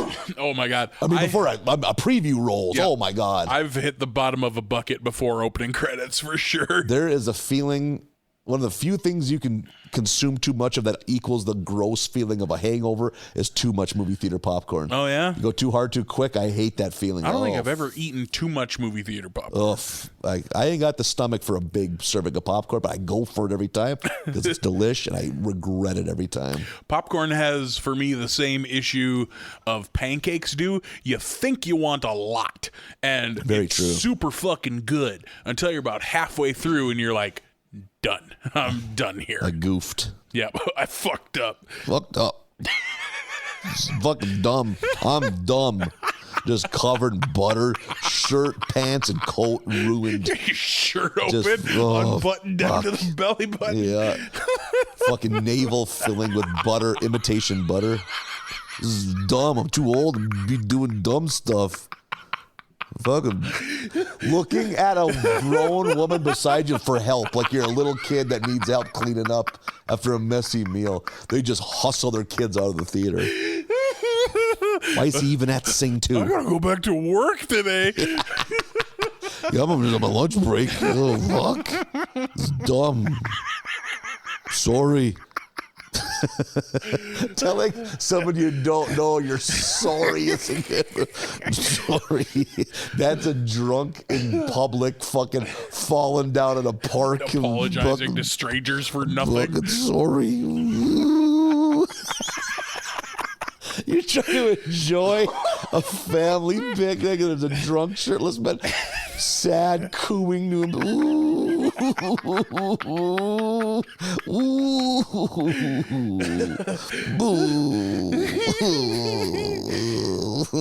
I try to be good. Yeah. More potato salad. Oh, I miss it. No, I don't like it. I used to get invited to things. These are fucking up. You're 42. Yeah. Oh, fuck. So drunk, you're under a picnic table and you can't figure out how to get out. Like it's a prison. I don't know. That would be a funny thing to do to a real drunk person is you and a buddy Slide a picnic table carry over calmly rest it so you don't wake them up. Oh my God. I've seen that happen at a house party where someone's drunk and out of hand. They finally collapse, calmly put a kitchen chair over them and sit on it. It'll trap them in good. You get a leg between the limbs, they're fucking ain't going nowhere. And just start stomping if they start to scratch your shit. Like, pass the fuck out, Jimmy. Whew. Yeah. Simpsons? When I was in college, living in the dorms those first 2 years, somebody passed out in his room and we couldn't, well, I wasn't involved, but I lived there and was aware of it. I just didn't have hands on. But they fucking drug him out of bed and carried him and put him on the roof of the dorm building. And he slept till like 10:30 that next morning. Campus is a buzzing at 10:30 in the morning. Holy shit, that's awesome. Oh, that's a fucking mean trick. God, I don't know how confused he was. Yeah, right? You're not supposed to wake up in daylight. Yeah, that's, outside. I'd panic. I'd lose my mind. I'm also terrified of heights. I would lose my mind. I've woke up in daylight too many times. That is a shitty feeling. Well, this is gonna suck. And it was always by my own volition. Oh, of course. You did it to yourself. Waking up on dewy grass is never. Oh, you're not worth a fuck. Never done that. Never woken up outside. I wish I could say the same. Too many times. So Willie the Huntsman can't bring himself to kill Lisa Snow White. So she runs off. He tells her, go live at the dwarf's house. So she does. She does Goldilocks for a minute, I guess. And the dwarves come back and find her. And this is where we get the old hag with the apple, the poison apple, which I guess is from Snow White. Yeah. You really don't know Snow White. I do. Yeah. I don't know shit about Snow White. Fucking who's the fairest of them all, and hi-ho is pretty much beginning and end of my Snow White knowledge. So Lisa eats the poison apple, and then she's in some manner of glass coffin with all the dwarves around, and she's like, and Lisa, who's telling the story, is like, and then a lady doctor came in and cured her because she don't need no man, essentially. Because it's Lisa telling the story. Yeah. And that was fun. That was a fun little swerve ending for Lisa. Yeah. And I like that apparently Marge doesn't know that story either because she's like, she did? Oh, great. I thought that was fun. And then the next story is kind of Macbeth, but like, I at least thought this one was clever. Where it's the story of Macbeth, but about the actors doing Macbeth. Yeah. I was like, okay, that's pretty clever. I was at least half-assed into this one of the batch. Marge telling the story about Marge and Homer, who are like working. Homer is a lower actor in Macbeth, and Marge is like a stagehand of some sort. Yeah. And she convinces Homer to kill Sideshow Mel, who I like that we learned pretty recently is like a thespian stage actor. I like that. Kills him with his own bone. Yeah, pulls the bone out of his hair and beats him to death with it in Macbeth fashion in order to usurp him and take his role. Homer goes out there and fucking duffs it and gets a bad review, and the review is like, oh, the only person of note in this play is Dr. Hibbert. So then now we got to kill Hibbert. Yeah, laughing gas. Yeah, laughing gas sends him to death, which is fun. Got a real Joker vibe out of that. That was fun. And then still getting bad reviews. They like, oh, this person and that person are all right. The only person not worth really mentioning is Homer. So Homer kills the whole rest of the cast, kind of all at once with a fucking sword. Yep. And it's like Duff Man is one of the actors, and Barney kills the rest of the cast. And then Marge is visited by the ghosts of all the people they've murdered, and she's like, well, it wasn't me, it was Homer. And they're like, yeah, but it was your ambition again, this is Macbeth. It's your ambition that set him on this path, and that's what you didn't wield the blade, but you're responsible nonetheless. Yada yada yada. Marge dies, killed by the ghosts. And then I did like the scene of Homer and the director backstage, and the director being like, you're literally the only cast member left and there's nobody here. So go do it, I guess.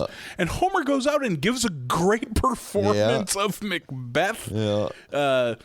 It was cool to hear Homer's voice speaking eloquently. We've mentioned that before. It doesn't happen very often. I agree. I think the last time we brought that up was The Raven, which is Treehouse number 1 in season 2.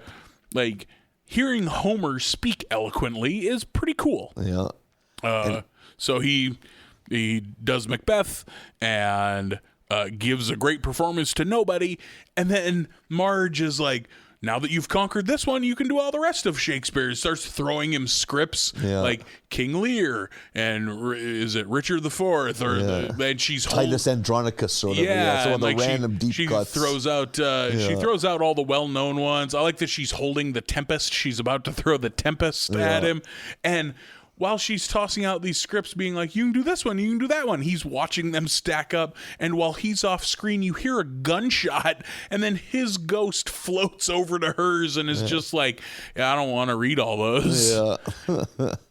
I was not just okay with, but liked this one. Yeah, I think you liked it a little more, maybe it was fine. I like Macbeth, and I thought this was a clever way to do it. Yeah, I was forced to read a lot of Shakespeare in college and was not a big fan of most of it. But Macbeth and King Lear are my two favorite Shakespeare. I like Macbeth and The Tempest. Okay. Yeah, but Macbeth with a bullet. Did you read that in college or high school? Or just like this summer for fun? I read both of them of my own accord. Did you? Look at you go. Never stop learning, Marlon. No, like I'm reading books all the time. I think the only Shakespeare we had to read in high school was Romeo and Juliet. Oh, yeah, maybe. Which sucks. That's not a good one. Yeah. I was so out of lunch in high school, I never would have read it if it was assigned to me, but maybe we did, A, it's not a good one. B, that's not a good introduction. Like, that's like, there's too many names and too much crossing shit. There's a lot going on. It's already written in what is, frankly, a foreign language to any high school student or most Americans. It's insane. That's why I could never get into it. It's like... I won't proclaim to be a huge fan. They were 4'10", malnourished, fucking walnut-sized brain people back then. Like, are we giving them too much credit? I ask you. And then one person who could put words together came along and blew them the fuck away. It's Clan of the Cave Bear. For the second week in a row, we'll bring up Clan of the Cave Bear on this show. It's that, except Shakespeare. And then there's a fun moment here back at the mani-pedi parlor studio, whatever you want to call it, where Marge goes, well, that's it. That's 3 stories. That's what we always tell. And it is at that moment that I was like, they know. They know that we don't like these, and they're fucking with us. They think for whatever reason, I think they have just done it for so long that they feel like they have to do it. Yeah. Which I don't know who these are for. Is anyone a huge fan of the anthology episodes? I wonder if we're just out, like if we're the ones that are like the non-norm, if we're the outlier. Right. Like, oh, these are beloved. These are what Simpson fans love. No, you look forward to it. No way. You know? I wonder. Like, to borrow a phrase from Reddit, am I the asshole? Yeah. AITA. And so we seem to be wrapping up, but then Maggie wants to tell a story. Okay, let's do this. And tells the story of the Fountainhead, which I've never read an Ayn Rand book. And how is it pronounced? Ayn Rand. Okay, Ayn Rand. I misspoke the first time I said it. Yeah. But Ayn Rand. I've never read any of her shit. No. It's the Fountainhead and Atlas Shrugged. Yeah. Probably the 2 biggest. Yeah. Libertarian jerk-off fantasies. Yeah. Ayn Rand, who spent her entire life rallying against socialism and sticking up for capitalism, and then went on Social Security when she got sick. Yeah, went on welfare too. Fuck her. But Maggie wants to tell the Fountainhead, and apparently this is, I'm going to assume, the story of the Fountainhead. I think as much as I know about it, sums it up pretty well. Maggie is in a daycare where everything is about mediocrity and conformity and not sticking out at all. But Maggie's really good at building blocks and builds these elaborate architectural structures out of blocks. This might be my favorite of the batch because I like the visual gags of Maggie succeeding at that fucking daycare supervisor or whatever. Shithead. Like when she builds like the Taj Mahal out of sugar cubes and he just pours that cup of tea on it. Pours tea on it and it just melts into mush. Yeah, it is fun. So it's essentially just a long montage of that. Condemned when she builds a giant like apartment complex and he crashes like a Tonka into it. Yeah, he's got a toy truck that he slams into it, and then a toy. He throws a crane on it. Yeah, he's got a toy crane with wrecking ball, but instead of like doing a wrecking ball, he just like spikes it on top of the building. That was funny. And so we get just a long thing of that, and then they're having some manner of mock trial for Maggie, and in the daycare where the babies are the jury and a teddy bear or something or a Raggedy Ann is the judge, and the supervisor gives this speech about how you can't stick out, you gotta conform and be mediocre, and then Maggie pulls the pacifier out of her mouth and gives this long impassioned speech in the opposite direction, voiced by Jodie Foster. Really? Yeah. About how you gotta stick out and be yourself and yada yada. And then we cut pretty quickly to like a grown-up Maggie who has grown up to be this amazing architect and establish this space for other upcoming architects to stick out and to express themselves. And then like it kind of just stops with Marge shouting because we cut back to the real world where Maggie has painted a huge Van Gogh on the wall with her fingers. Yeah, with her fingers and nail polish because they're still at the mani-pedi joint. It has painted is it Starry Night? Is that the Van Gogh painting that she's done? And Marge has to be like, no, don't do that. Like bad baby. Right. Like we just did this story about doing your art and being creative and expressive. And then she has to shut down Maggie's creativity immediately. And that's the end of the episode. Mercifully. Thank God. Not a fan of the anthologies. Nor am I. I continue to not be. I did, however, really like the Hamlet one. Yeah. Like not just tolerated it, not just it's my favorite of the batch, but that's not saying much. Like, I genuinely really liked the Hamlet one. I'm glad one of us was able to salvage something. I'm sorry, Macbeth one. See, I get them two mixed up verbally all the time. Yeah, I mean, it's a dude's name. Mm-hmm. Like, easy to flip-flop that flim-flam. Flip-flop of the flim-flam. And we're up to the final episode of Season 20, Episode 21, coming to Homerica. Homerica? Homerica? Yeah. Something. Starts the traditional classic Simpsons beginning, them watching TV. Yep. I don't even recall what the first program was, but what gets the plot going is we get an ad. They're watching The Drowningest Catch. I knew it was a reality show. Those guys falling over the edge of the boat and sailing off into the distance and going, make sure to put our whales in the promo. Yeah. That show, like, I don't like reality television shows, and I did not like the era when TV shows were just, check out these guys and their job. That was a thing. Yeah. Boy. Around this era was really catching steam. But there was something to that show that was enjoyable. I had a roommate who watched that show religiously, would smoke too much weed and sit on the couch for an entire Sunday and watch 14 straight hours of The Deadliest Catch. And so I'd be in and out, in and out of the living room being like, you know what, this is fucking good, and sit and watch. Like, it's compelling television. A couple guys from my hometown way back in the day got in on that line of work. Went there crab fishing? Yeah, went out there for maybe a Boeing. A lot of guys from the Midwest went to work for Boeing back in the day. Okay. In Seattle. But apparently that didn't work out, and they just fucking knew a guy that said the money was insane. Yeah. And there's a ton of layoff time if you want to go lay down for 3 months in the winter. Collect unemployment for 3 months. Yeah. And that's what they did. I guess they said, it's insane work, but the money was kick-ass. Yeah, I'll bet. And it's one of those shows that kind of lends itself to you as a fat piece of shit who can't do any of this, sitting there going like, I mean, you got to fucking grab that rope. What are you doing? What are you doing? Fucking like day one stuff. In the same way the Olympics does. Just like, I'd have done a flip, you piece of shit. I do a triple sow cow. Why only do a double sow cow? Come on. Yeah. It lends itself to that in a fun way. More cheese, just pouring liquid cheese down your head. Just an industrial can of nacho cheese. Cooking on a Sterno can next to your couch. I clearly would have done much better. Come on. You call that illusion? You're not even cut out for the skeleton.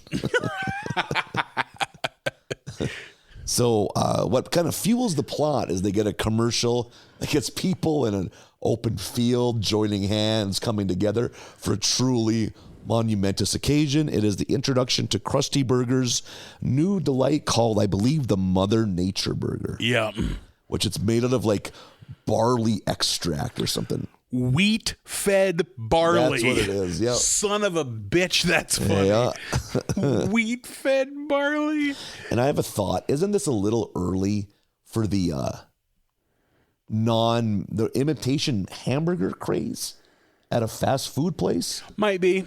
I feel like it's a little early for that, yeah. But definitely not too early for, like, fast food joints pitching a healthy option, Like, I think too early for fake beef, for sure. The Impossible Burger? Yeah, the Impossible Burger or Miracle Meat or whatever the other ones are. But I do think it's a little early for that, but definitely not too early for, hey, McDonald's has salads now. Oh, yeah.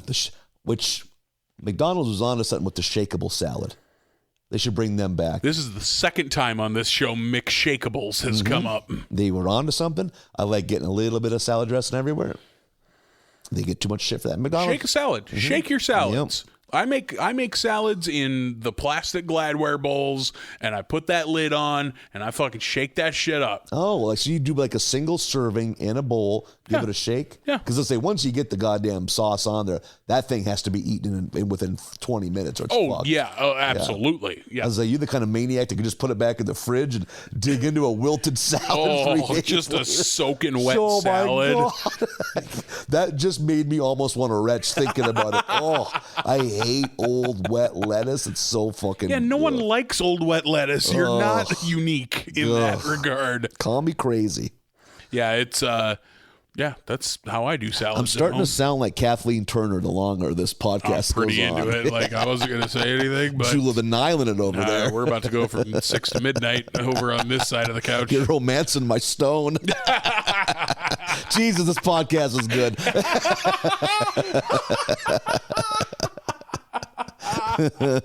We should charge for this.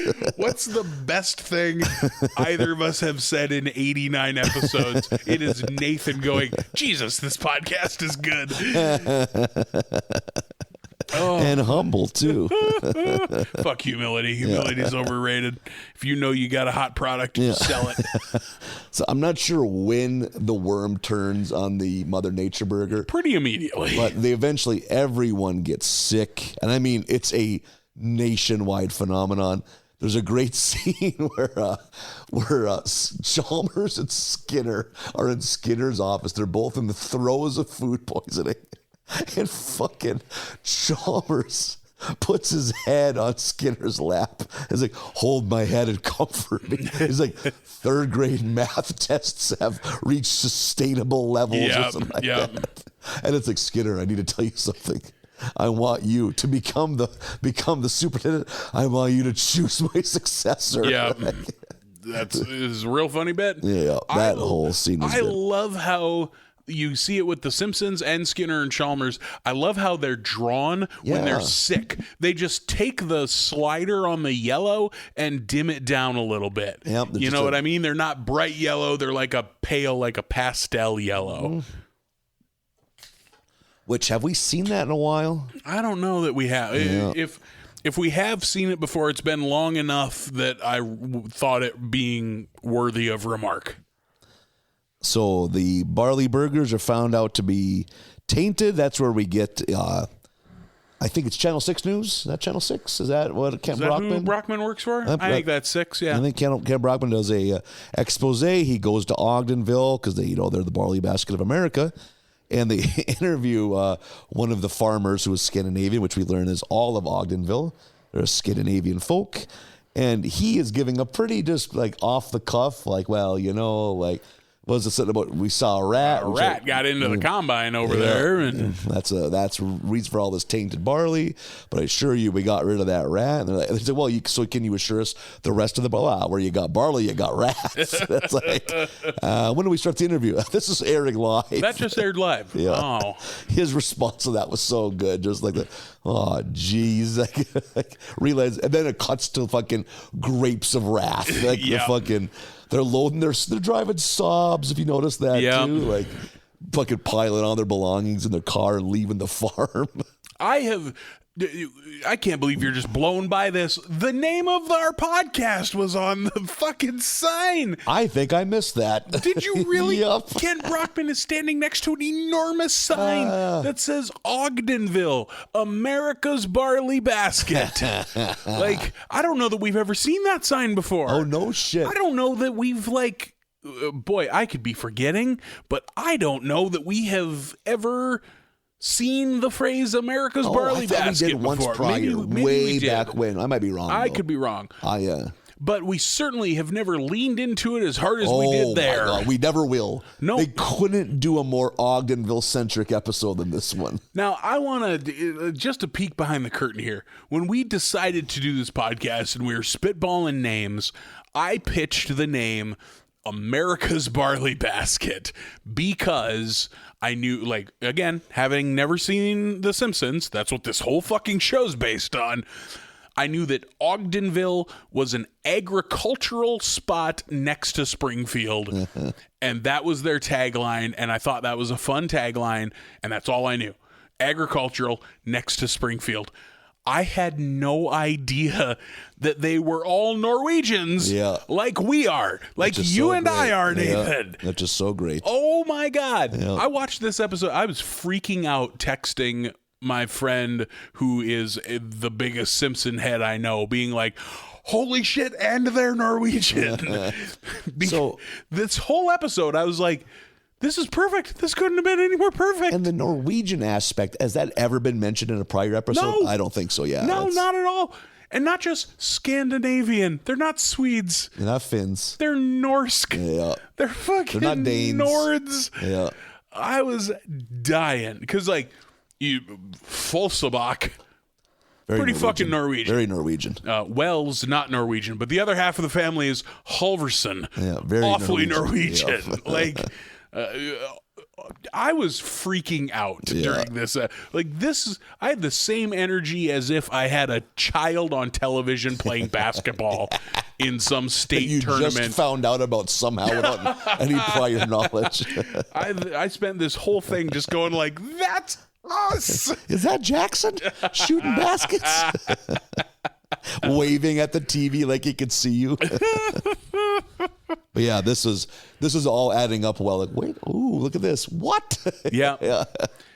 As soon as they show that big sign with America's Barley, I was beaming with pride. And what I have learned, I cannot do an accent that I probably already have. Like, I can't do a good caricature of a Norwegian accent. Yep, same here. I already have a Norwegian or Scandinavian. I don't know. Yep. I have a U.S. Scandinavian accent. Right.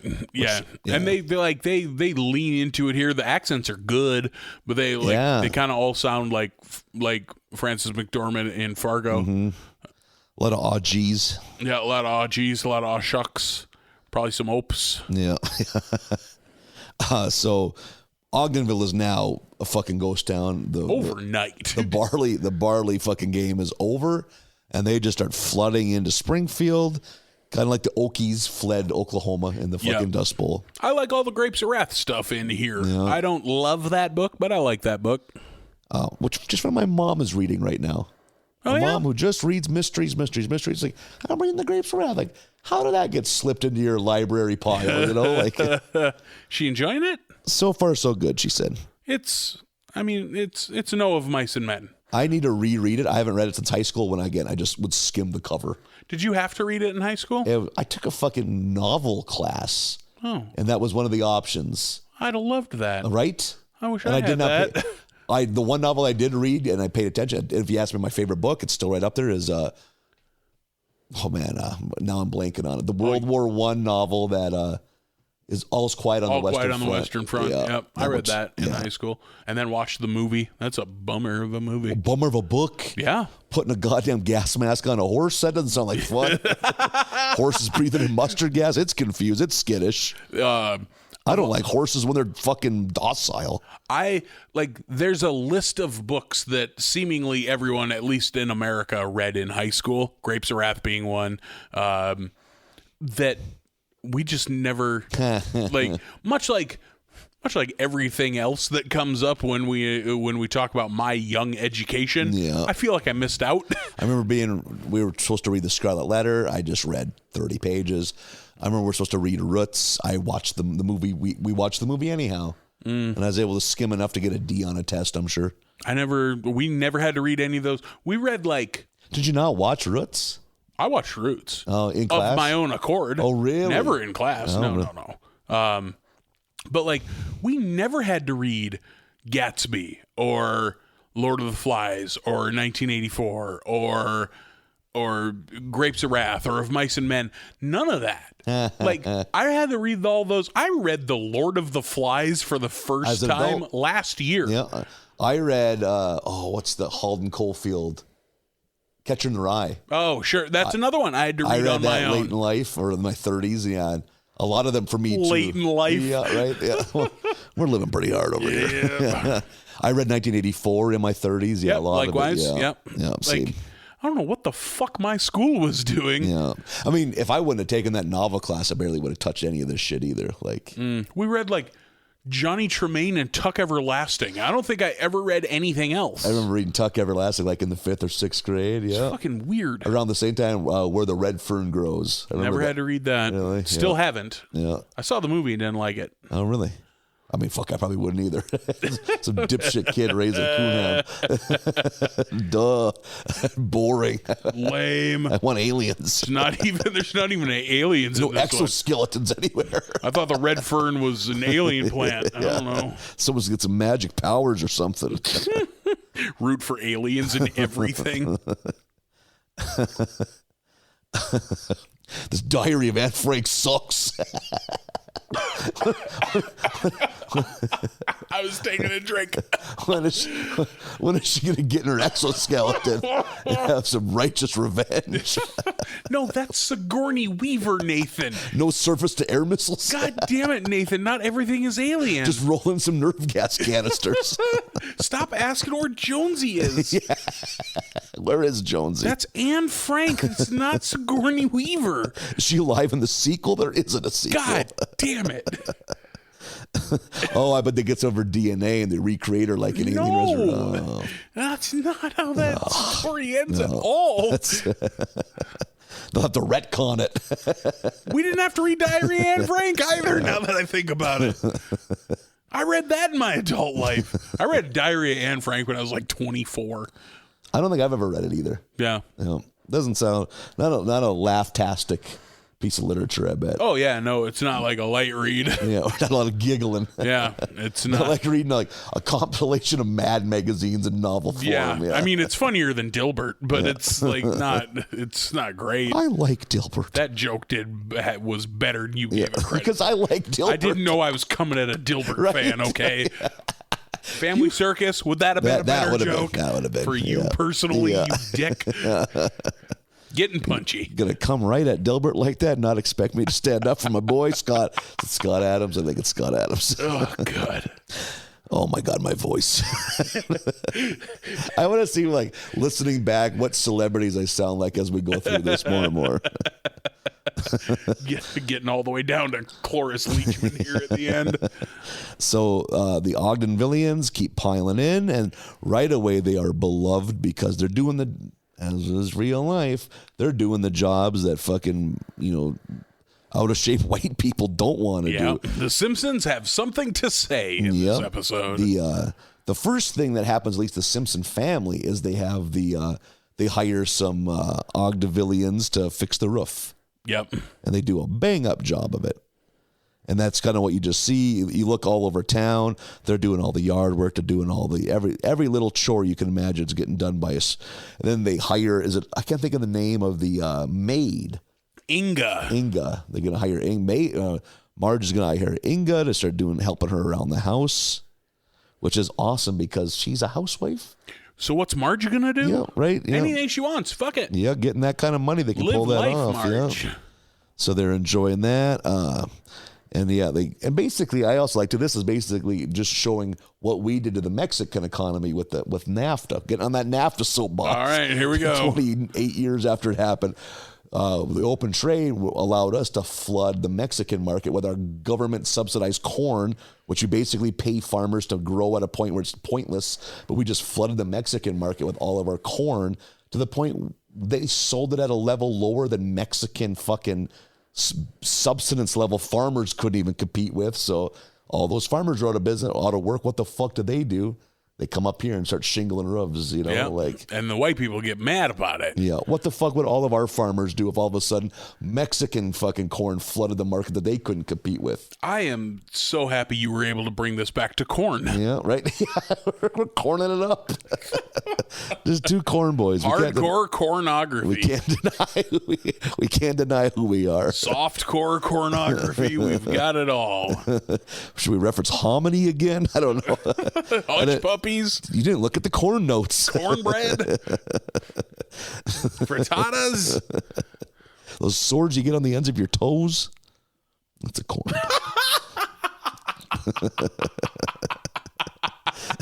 I didn't think I'd have to push that over the ledge for you, but I was legit blindsided. Bunions? Ingrown toenails? Tim Allen sound?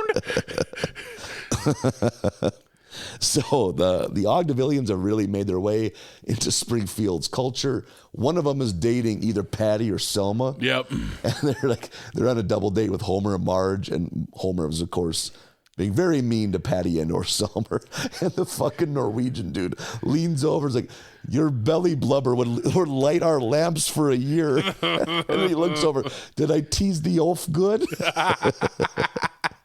Zing. Did I zing the oaf good? Yeah. You zing the oaf very good, baby. So good. Yeah, that was fucking great. I don't think we have any listeners in Norway, and I don't know that I've ever been more bummed about that. Yeah. Come on, Norway. Pick up the pace. Oslo. Yeah. And other cities. I don't know. Yeah. Bergen. Okay. Most of my family came from the Bergen area. Oh. There you go. Did you ever do an ancestry? Is that where you got that from? No, I have an uncle that fucking went buck wild, went back to Norway and traced a bunch of shit down. Oh, that's fucking cool. Yep. Are you guys Vikings? Yep. That's what Full C is. Full C was a fucking... He went 800 years back. He fucking really did deep dive, yeah. Baki means hill or land, so it was just the land that this fucking old fucking sailor dude fucking... You're literally hill people. Yep, right, yeah. Okay. We are, yeah. Okay. I mean, it adds up. Yeah, checks out. You ever think about your ancestors and what they would think of you? Yeah. You're sitting here talking about corn on this cartoon podcast. They'd be terrified. They'd either be repulsed or terrified. How's he so big? He doesn't wear a helmet, doesn't even own an axe. I'm probably way bigger than the biggest Viking ever. You know, for sure. They weren't eating good back then. No, you know? Back in the 800s. A 5'8", 160-pound man was a gargantuan that people wrote folk tales about. But he was the berserker of the bunch. Yeah. Look at him lift that 60-pound log. They didn't even have corn. Yeah. Lifting their noses up at their cordless lifestyle. What's that? A turnip? Real cute. Yeah, fun. Grow up. Rutabaga? Come on. Well, I bet they ate a lot of rutabaga. That sounds like braid your beard, you bum. That sounds like a hardy crop. That probably. I love a rutabaga. I'll let you enjoy that. It's easily my favorite of the turnip family. Fuck, I might lean that way too because I'm not too keen on that whole fam. Oh, turnips, beets, give me them roots. Oh, beets. Oh, fucking beets by far. Give me them roots. Yeah, I'm a beet boy. We just talked about roots. Yeah. I think it's a different root, but I don't know. Yeah. I haven't seen the movie.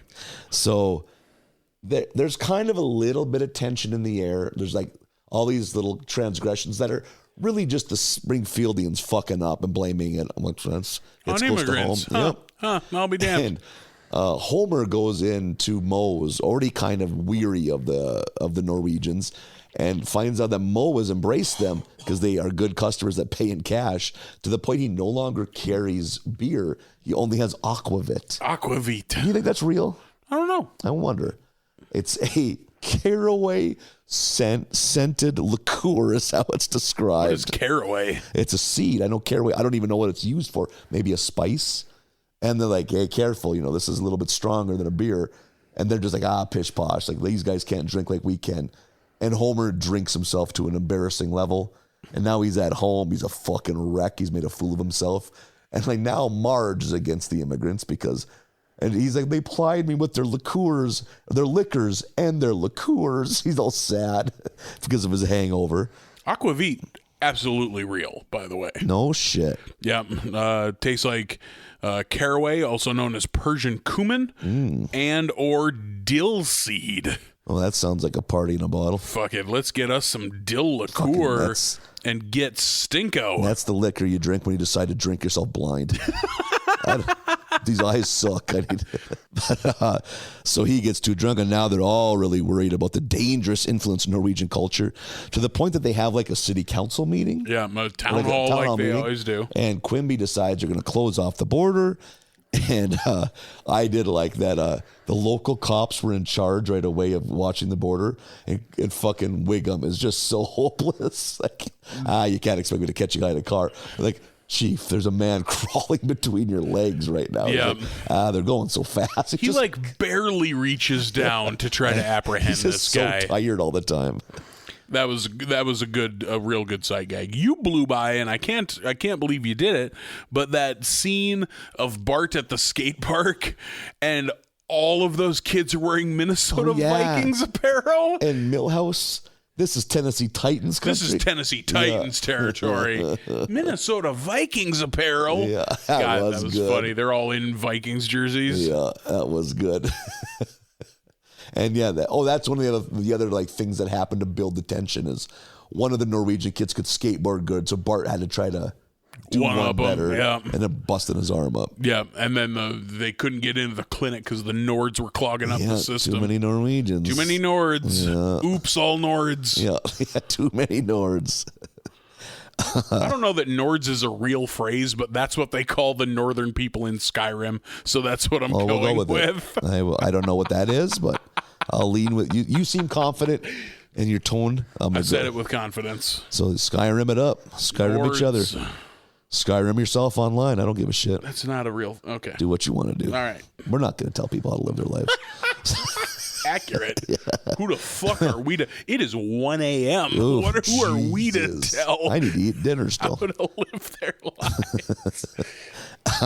So the cops are obviously hopeless. So the next decision, also a bad one, they just hire local dipshits to become like a ad hoc border patrol. What country would do this? Right, yeah. And predictably, they're completely fucking hopeless. They're all just drunk with guns. There's one where Homer throws his bottle of booze in the air, puts his gun in his mouth. Ooh, almost made a big mistake there. I almost messed up real bad. Yeah. So that's obviously a failure. So then the next thing is Quimby decides they need to build a border wall. And again, they're all fucking idiots. Yep. Does anyone here know how to build a wall? And they don't.